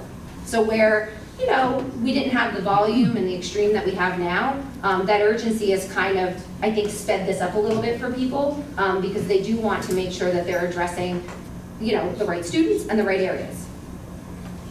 I don't know if this is off topic a little bit, but you mentioned with the writing. What is the district's take on that? Because I've had a teacher tell me that if the students can read, they can write. That's And right. I just don't agree with that at Yeah. all. Is that kind of what the district is? No, I don't What know. is our curriculum with the writing? Because sometimes the kids bring home stuff that's. So, yeah, so I don't think there's very many kids who struggle in reading that are good writers. I'm hard pressed to find any of them. They go hand in hand because literacy is literacy. You know, certainly kids that struggle with fluency and decoding also struggle with encoding, which is like written word. So like, you can't expect them to be fluent writers if they don't have strong decoding and encoding strategies, which is in essence like what we would refer to as like spelling and, you know, word patterns and such. You know, often you may find a student that has the ability to be a good storyteller or a good verbal writer, that's kind of an oxymoron, but can verbalize some type of thought or response, but can't put pen to paper because their literacy skills are weak. So there is a strong connection between the ability to read and write. Now, you might see some fluent readers who are not strong writers, and that's a whole different thing. But you very rarely will see a fluent writer who can't read. Like, that just doesn't exist. When it comes to reading and writing, a couple of things. One, are we going to start moving away from so much Post-it? So one thing my children, you know, very math-oriented kids, and we're not going to talk about our own kids, but I know this is a broad thing, that the kids just want to read books. And there's a lot of stop, stop, stop, stop, and it's hard to enjoy the novel, right? Like, so that's one question. The other is, what I've found is, when we wrote papers as kids, we would get a red line paper back, and you'd have, you know, learn from your mistakes, and there were comments on. I don't often see that. Whenever, you know, a paper would come back and it's not a great grade, well, let's go back and look at it. But I'm not seeing that often. So, like, I guess, how do they learn from their mistakes when it comes to some of these writing pieces? So, first question I'll answer is the Post-its. Now, it's important in the sense of getting kids to become actively engaged readers. So over time, you would hope that, you know, you want students to read for enjoyment as well. So you also have to establish a purpose for why kids are reading. Certainly in an academic setting, we want to teach kids tools that are going to carry them through to serve them well, whatever they do later on in life, whether it's, you know, post-secondary education, workforce, et cetera. And part of that is being an active reader. That's not to say that we shouldn't be allowing kids to read for enjoyment too.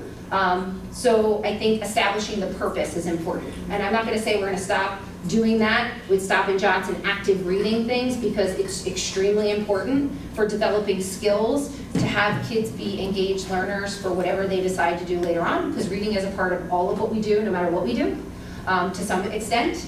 And, but also promoting, like, sometimes you just want to read for enjoyment, or read because the book is good. You want kids to, you want to balance that, you know, we're reading for a purpose with, like, just reading for the love of reading. We want kids to love books, to love to read, to want to be engaged. And there are differing degrees of engagement as kids get older that they'll need, right? So there might be some kids at the high school level who don't need to post it all the time, but there might be some that need that all the time. So it's going to be up to our teachers to differentiate what that looks like for each individual child, because it is a strong active reading strategy. It's not necessarily a strategy that every kid needs to do all the time for every single thing they read.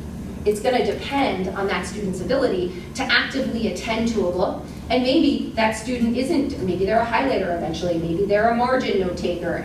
You know, there's a lot of different things that kids evolve to as they become more mature in their reading abilities and their academic abilities. So that's kind of the short answer to that one. The other one with the writing. So 100% I agree with you, feedback is extremely important, and we are really, really trying to promote that. That it's not about the grade, it's not about the number, it's about the information and the exchange that occurs after a student has done something, right? Or produced an evidence of learning. And the feedback we give them is crucial to the learning process. And that's the piece that can't be absent. You know, it's ironic. I had a conversation with a teacher probably a year ago at this point, and she was telling me about a student and a parent who were upset that they got an 89 on a test. And so my advice, don't send it home with a grade. Send it home with just send it back.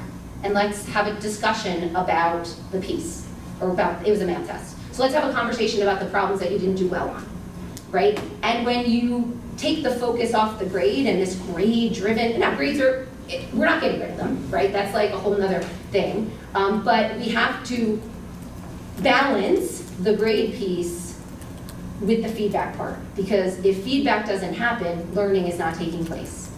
And that's where our promotion of small group instruction and strategy group instruction and feedback through conferring has to become more prevalent at the secondary level. It's really prevalent at elementary, but that's, you know, very much a natural thing at that level. But as we go up to secondary, we tend to lose that a little bit. So we are really, really heavily promoting that and really pushing that envelope on, look, like small group instruction and conferring and feedback to students individually is equally as important at our secondary level. Because I do agree with you. Yeah, and it's not consistent, like you see it in pockets, you know, like a lot of math teachers do exit slips, like, did you get the problem, try it again, right? You know, and so you see that in a lot of, you know, a lot of the instruction. I don't think it's consistent. Yeah. But it is very important, you know, and I tell my kids that all the time. I think a lot of it, just, you want to get that feedback, you got to ask. Absolutely, absolutely. And you know, as they get older, as you're saying, like that self-advocacy piece, yes, teachers should be offering that up 100%, initiating that, but also, we can also teach our older students to like be an advocate for their own learning, like, hey, I didn't get this right, can we talk about it, can we sit down and look at it? You know, we encourage our students as much as at our high school level, take advantage of advisory, go see your teacher, talk to them about but teachers also need to be equally engaging and bringing kids into the fold, because it's not the nature of a high schooler to be like, hey, talk to me about, you know, the math problem I got wrong. But teachers, it needs to be less about the grade and more about the feedback. Yeah. That's overall. And I do think Hilltown has done a good job. I mean, at least I know from the middle school level of sort of training them to be advocates for themselves. Yeah.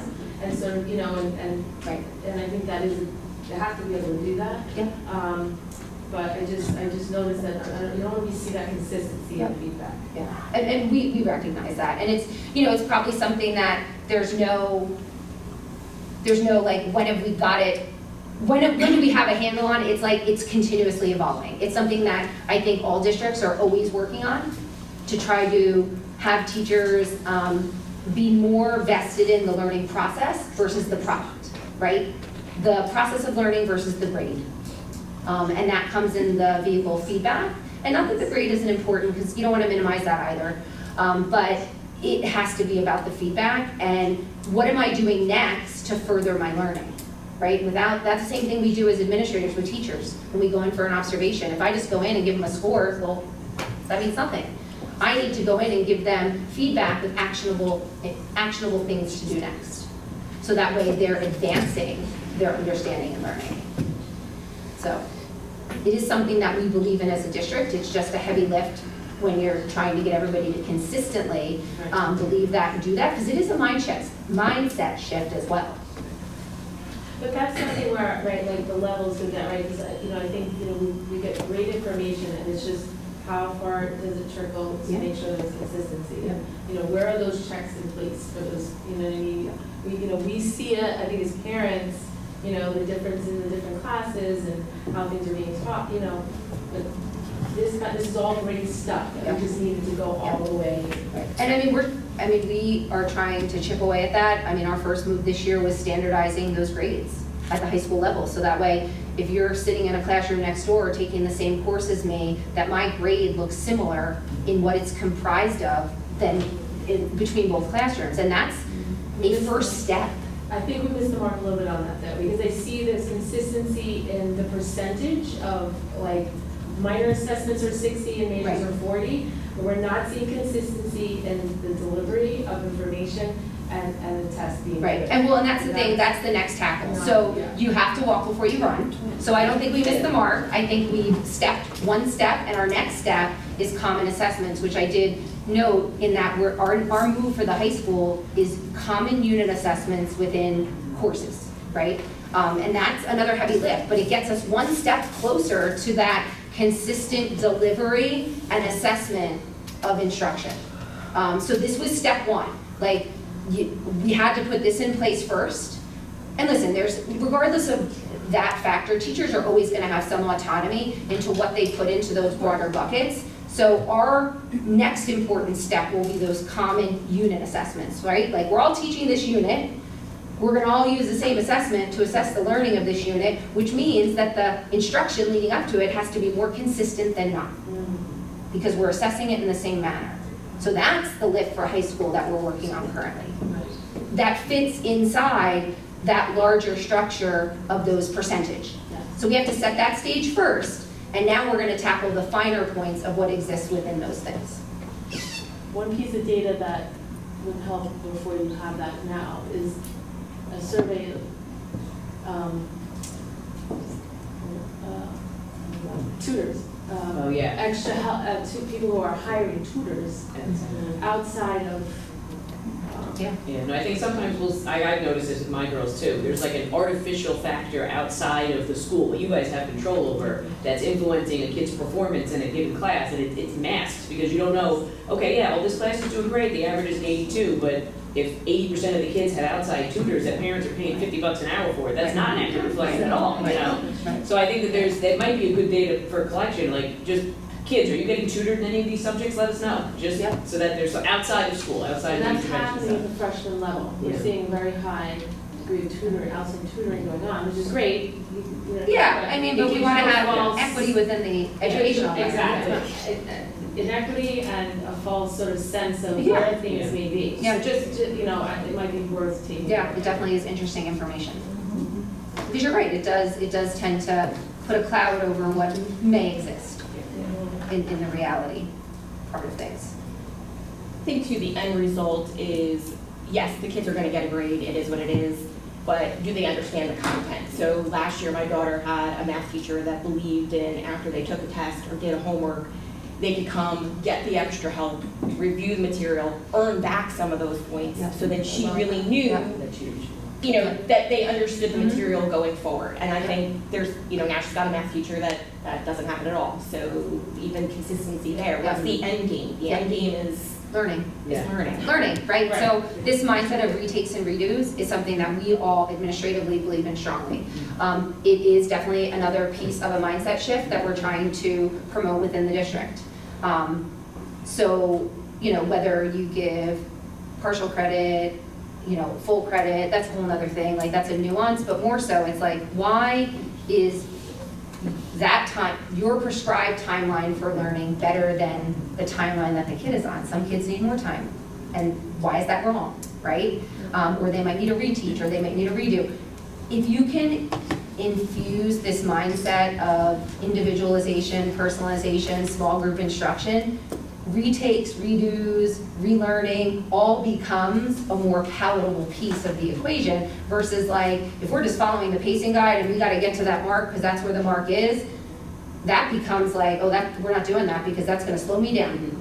It can't be about, I gotta cover it, it's gotta be about how am I best going to get my learners to understand and master content.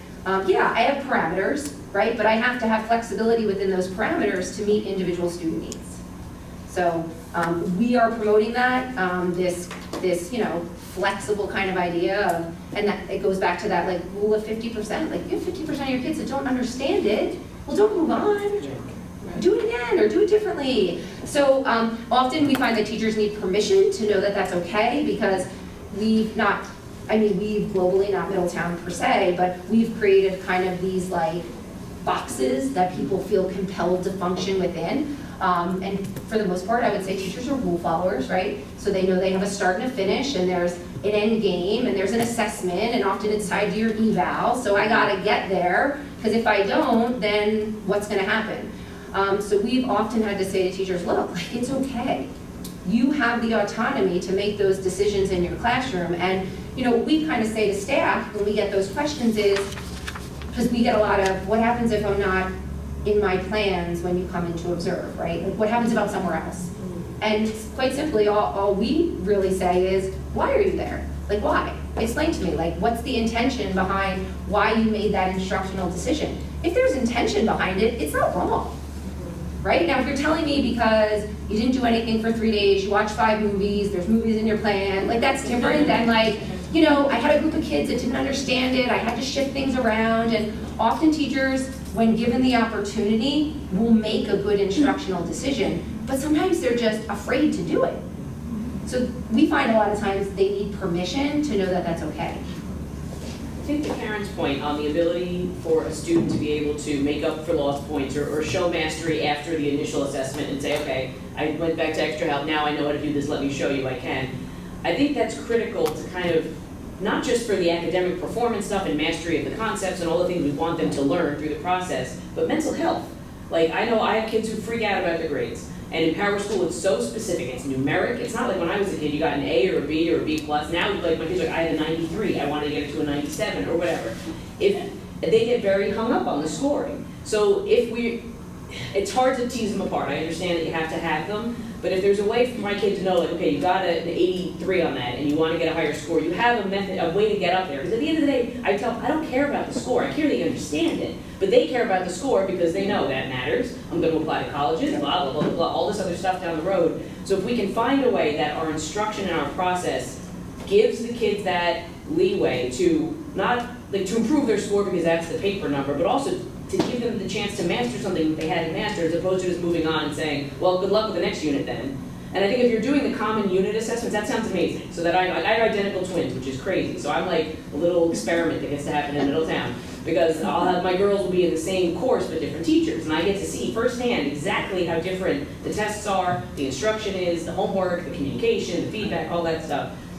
If you can make that as consistent as possible while not stripping the teachers of their autonomy and their creativity and all that, it would be amazing. Yeah. And I think the ability to adjust your grade to show mastery over time would be, I mean, win-win for everybody.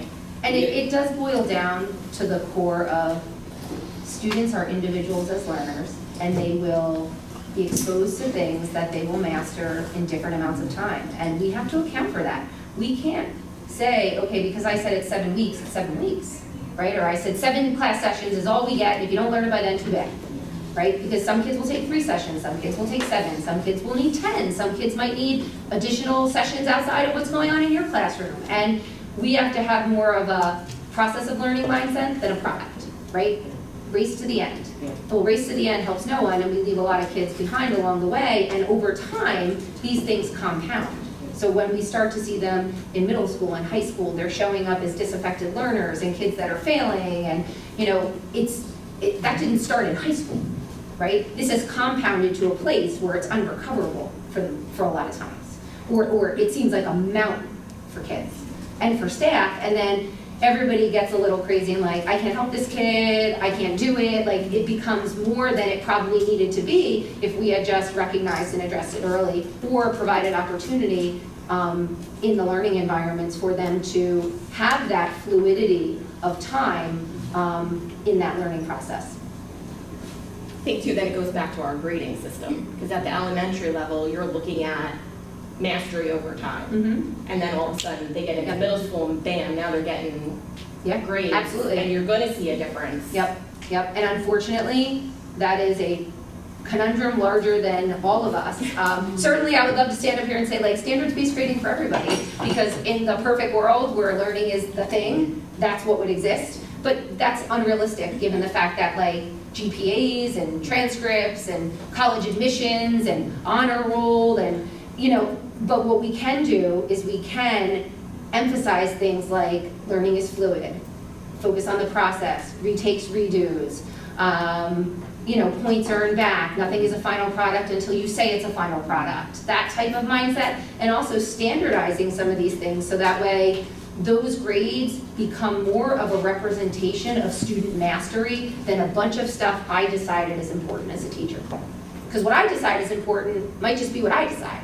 It might not be what my colleague down the hall decides. Not that it's wrong, but there's a lot of opinion about, some people believe that homework should be a significant, exorbitant part of a grade, right? But that skews a grade. Homework has its purpose for certain things, but I think that's a whole nother, skewed perspective on what sometimes exists in education. And a lot of teachers count that a great deal. So a kid that is a struggler may not show up as a struggler on their grade because they did their homework. They did their homework, they tried, they put in effort. But is that telling us anything about student progress? So that's one of the things we look to do, is to minimize the polls on the grade for homework, participation, and effort, and not to say they're not important, because we also discussed, how do we indicate that otherwise? How do we show that in other ways? How can we give kids credit for their effort, their hard work, but also have a numerical grade, which we're never going to get away from,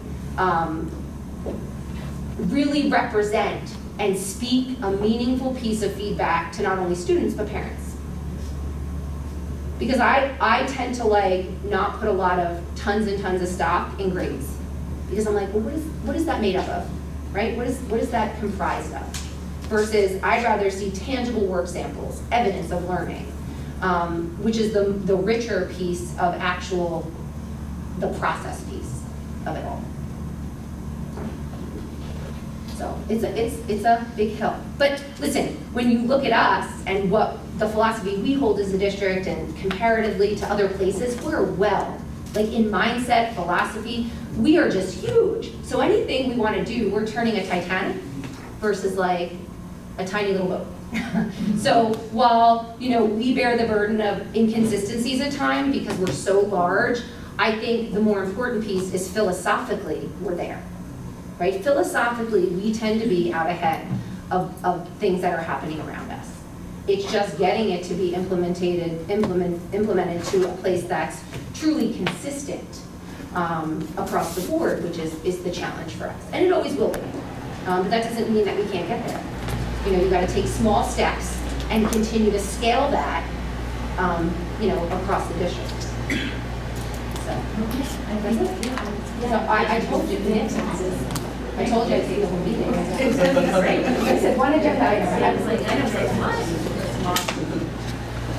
Thank you very much. I think that was absolutely fantastic. Luckily, Chris was kind enough to have that on video for us to share. This is fantastic. I know. But let's, in the interest of time, let's go ahead and move on to Friends of Diverse Learners. I'll be quick. In November, we had an executive functioning session promoting attention, planning, and memory intervention with Dr. Judy Harrison from Rutgers. We had over 200 people register. Obviously that amount didn't show up, but it was a great turnout. We have our next meeting is January 12th, and the meeting list is attached to the agenda if you guys could share that. And then on March 9th, we're looking at holding our meeting will include SPAN, which is the State Parent Advocacy Network, and we're going to have them there to answer questions about developing your IEP, which, if anybody has gone through it, it's very complicated. We met with administration on December 21st. Lots of good things happening. I just want to say that I see us reaping the benefits of the movement into curriculum for special ed, and again, I really appreciate that. Some of the things we talked about today, that parents brought up, writing issues that we're looking at in elementary, transition planning when you get to the 18 and 21-year-old to 21-year-old in high school, and the new program that they're developing in curriculum writing. And we had some suggestions because it's something that you really need to start planning well in advance when you have a child with special needs. In fact, the IEP requires you to start discussing it at 14. And then we talked a little bit about the change in the assessments, but other than that, a lot of things happening. I almost wish my daughter was starting again. Almost. Thanks, Vera. Thank you very much. Okay, so last new business? Does anyone have any questions or, you know, I know we go a long distance in between, so it'd be nice to see if there's anything you might want to talk about. I was just wondering if we could get an update on some of the mental health stuff we talked about at the last meeting that sounded so good, like that Stop It tool and then the universal screener rolling. Sure, we can put something together for the next meeting. I don't necessarily have anything prepared right Okay. now, but I can certainly, the plan for Stop It right now is to get it going sometime in late January. With everything that was going on with the holidays prior to break, there's some training that needs to happen with administration and staff, so we were able to put that together, but the rollout plan right now is to do it sooner than later. As you can imagine, there's issues that come up on the weekends and over holidays continuously, and among other benefits, the ability to be able to identify those during off hours is going to be tremendously impactful, I believe. Also being able to get resources to parents in the area of food, clothing, all different sorts of resources that Stop It's going to be able to provide. Timeline is sooner than later. If you have anything else specific, I can certainly. No, I just remember when you explained it and the idea of like the ability to communicate up about a concern anonymously, I think is going to be amazing for the kids. So I just want to make sure that it's still happening. We had to have we did the primary training for the administrators, and that initial training has occurred already. There has to be some follow-up at this point, and Dr. Young is working closely with the individuals that implement Stop It. So the goal is prior to February 1st at this point. There's been rumblings about like the change, possible changes to the school scheduling and policy. What are we looking at? So right now, all we have done is a teacher survey. Our next step would be to do a student survey. And we're gonna base next steps on those two pieces of information. What we found from the teacher survey is that teachers are potentially in pro some type of change. There's divided opinion on what that change could potentially look like. We do want to survey the students who are the users of the schedule. That's really, really important. So that will be our next step. Nothing will take place for next year, and certainly we're going to have lots and lots of conversations, leading up to, any type of process for change starting. Right now, all we're doing is fact finding. Really, that's where we are. I do want to add real quickly, I'm sorry to interrupt. I did want to add that this is relevant, not necessarily what Jess was just talking about, but we're having monthly meetings with assistant superintendents across the county. We have one this afternoon, actually. We talked a little bit about consistency with different buildings and what other buildings are doing. With regard to mental health, we're having collaborative conversations about what's working and what's not. I have a feeling that some of the conversations that you're discussing related to curriculum are going to take place at these meetings. So you should know that there's a lot of collaboration. Stop It programs going to be one of the discussions that occur. And also today is very HIB heavy on the agenda. So procedures, I have to tell you that we've had compliments from the county superintendent related to what we're doing and how we are progressive in a lot of the things that we're doing related to students' well-being. And I'm going to be sharing some of that today at the county superintendent meeting or the assistant superintendent meeting. So everything that Jess and I have been discussing will be something that we talk about with our colleagues across the county. Sorry. Yes.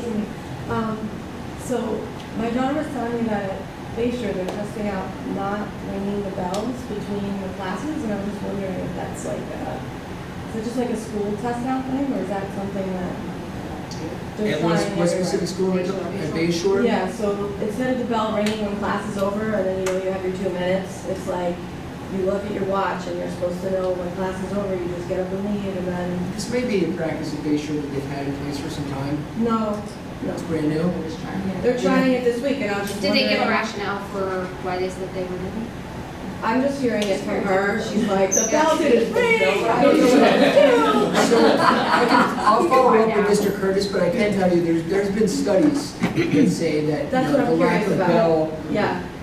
it helps minimize stress. That's what I was wondering, if that was like a district-wide test, or is this just something that's It's going also helpful on? in some of your larger buildings where students are so, cognizant to try to get all the way across the building in 3 minutes or 5 minutes. So, right.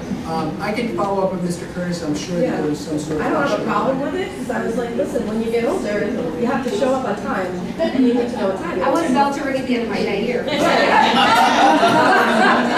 I'm just curious, what the background was. I'll dig a little deeper because I think consistency is important as well. So if some of our students are following a system, I think that's a conversation that can happen with all the administration. We do have a principals meeting coming up, but I will talk to Mr. Curtis this week. Thanks. Vera was next, yeah, and then. Sorry, on all business, I mean, I know things are happening, but we haven't had an update on the strategic planning in very long time. So, again, I know one of the initiatives was inclusion, that's happening, but we've never had kind of, initially they said they were going to report out to the community every X amount of months.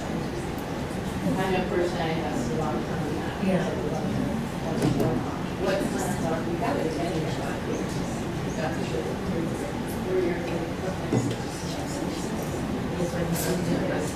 That would have that. And just real quick, back to the high school schedule. Is there a reason that, is the A&B not working? Is there a reason that you're looking into a change? Or is it The just like? 80-minute block potentially being too long instructionally. Potentially. I mean, there's divided opinion on that. There are some content areas which believe that seeing their kids more than twice a week in some cases is beneficial. Oftentimes that's world language, arts, like things of that nature. Some of our literacy classes and social studies, humanities types of courses, they tend to, prefer the 80-minute block. So there's some kind of divided opinion, and it kind of falls along the lines of departments and needs within the department, et cetera. But I think it was like something like about 75% of the teaching staff members, and we had a high survey response rate, were looking for some type of change. Potentially moving to a model where they see their kids more than 2 times a week at the minimum. They either see them 2 or 3 times, depending on if it's an A heavy or B heavy week. But they were looking, there's other kinds of schedule models that could be put in place, like a rotational drop schedule, where you're working on 60 minutes, but you see your kids more. And there was divided opinion over the best way to proceed with that. But more importantly was this mindset of 80 minutes being too long, number one, and also seeing kids more times during the course of a week. Now, there's other implications to that. I mean, certainly we know a lot of kids and do better because they don't have classes every day, so homework is staggered, et cetera. So these are all pieces of the puzzle that we are asking teachers and next students to weigh in on, right? Because we're only going to look to do something if the data tells us that we should be doing something. Like, we're not gonna make a change just for the sake of making a change. So our teachers have expressed an interest in further exploration of some sort. The next group, and we're gonna do this in the month of January, will be our students who we survey. I would just say the time management skills that have been learned, at least obviously as a senior now, over time, have been phenomenal because they've got I have a job, I have a sport, you can manage over the AB schedule. It's wonderful leading into college because they now have that sort of time management skill. Right, and there's other types of models where there's like, my own kids have this, they went to it this year, they're in middle school, but it still could work because they're in an 80-minute middle school block. They have an A and a B day, Monday, Tuesday. Wednesday is a pink day where they see every class for a condensed period, and then another A and B on the tail end. So it gives everybody 3 times a week versus 2 for the weeks that you're, A or B, heavy or less. That's a model. There's all kinds of different iterations. It's just a matter of, like, philosophically, do we believe 80 minutes is too long? Do we think we should be honing to 60? And is there enough of a need for teachers to see their students more than, in some circumstances, twice a week? I know my daughter loves the AB schedule, and her concern when she first heard this was, would it reduce the amount of electives that they could take?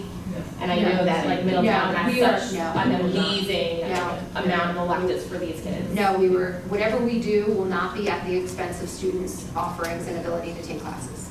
And prior to the AB in the high schools, was it just 40 minutes? 40, okay. And we will not go back. And that's too short. So 60 is probably the sweet spot if you can. 60, if you look at the research. Yeah. And the research for scheduling is all over the map. There is no do this because this works best. the research guides you to do what's best for your student population and your community. And that's where the surveys came into play. Like, we need to find out kind of where we are. It's always good to take a temperature test. We've had this schedule for a while. This is not like we're doing this so we can change the schedule. We're doing it to see, like, do we need to explore other things potentially? It's just good practice on the whole to kind of check in, you know, after a while, especially when we started, and the reason why this came about is we started to hear some feedback from staff members that maybe we need to look to explore other things. So we'll explore, and we'll keep everybody informed if certainly anything is going to move forward beyond the surveys. One just bit of feedback on that. I know when that initial, the rumblings, the rumor mill of that survey going out to the teachers, I mean, Facebook, the text chains are going, it was like this huge thing. It just, everybody started to get really anxious about, they're making a change, we don't know what's happening, but they did a survey, so clearly they're doing it for next year, and I don't want it. Like, everybody went nuts. So maybe if you know you're going to be testing something out, I don't know, just heads up, we're just doing an exploratory thing, everybody simmer down, we'll start with the teachers, then we're going to go to the students, and then we'll obviously only do it if it makes sense, because I understand it's like going to happen, but it was just like crazy now. You know, and definitely I believe that happens regardless in pockets, no matter where you are, right? Certainly bigger places, more of that. But on the other side of that, you run the risk, if you do tell people, you instigate like a reaction that like, it's not a big deal, right? Like, but then it becomes a big deal. And if you saw the survey that went out to teachers, that was clearly, you know. Right, and we did send a survey to teaching, so here's the thing. We sent this to staff with a very purposeful email that said, we are just fact finding. Now, how that message got carried out there, that, you know, unfortunately. Survey, it was like bold. Right, it was like, basically like, look, this is like just investigative, like this is, and it came from feedback from staff. And there actually was a committee of teaching staff members that started last year that was involved in this and reconvened in the fall of this year and really didn't have consensus on even if they wanted to do anything. So the group decided, this wasn't an administration decision, this was a group of teachers who were a part of this committee decided like, this is the next step. And we were very careful in our word choice into how we sent it to staff because we knew that we were running the risk of inciting a reaction. So when something as massive as this comes about, like, you know, a big topic, you're gonna get some of that. What we did do after the fact though is after kind of this kind of reaction happened, I sent a follow-up email to staff, again clarifying the investigative nature of what we were doing. And I think it actually bubbled up like from the kids, like it spreads like within here's how that goes down. But it had to start with the teacher. Right, because they were the only ones that had to The teachers start talking about it. Friday at 2:30 in the afternoon. Oh, yeah, trust me, that's the whole week, yeah. So, you know, we do our best to try to mitigate that, but anytime there is even an inkling of potential for change, you're gonna get a reaction. So you just continue to reinforce the message that, look, like, we're using data, we're using information from the people that it impacts, and we're gonna make decisions and move forward based on that information. And if that information says we love what we're doing and it's great, then we don't do it. If it's divided information, then we have bigger conversations that we have to have. But, you know, the teacher survey has at least indicated that we need to at least survey the students, get more information, that's it. Okay, well, thank you very much. It was a wonderful meeting. I appreciate the administration for making time to share all this wonderful stuff, and thank you very much. And I guess we'll see you, there's a PAC meeting on February 8th, and then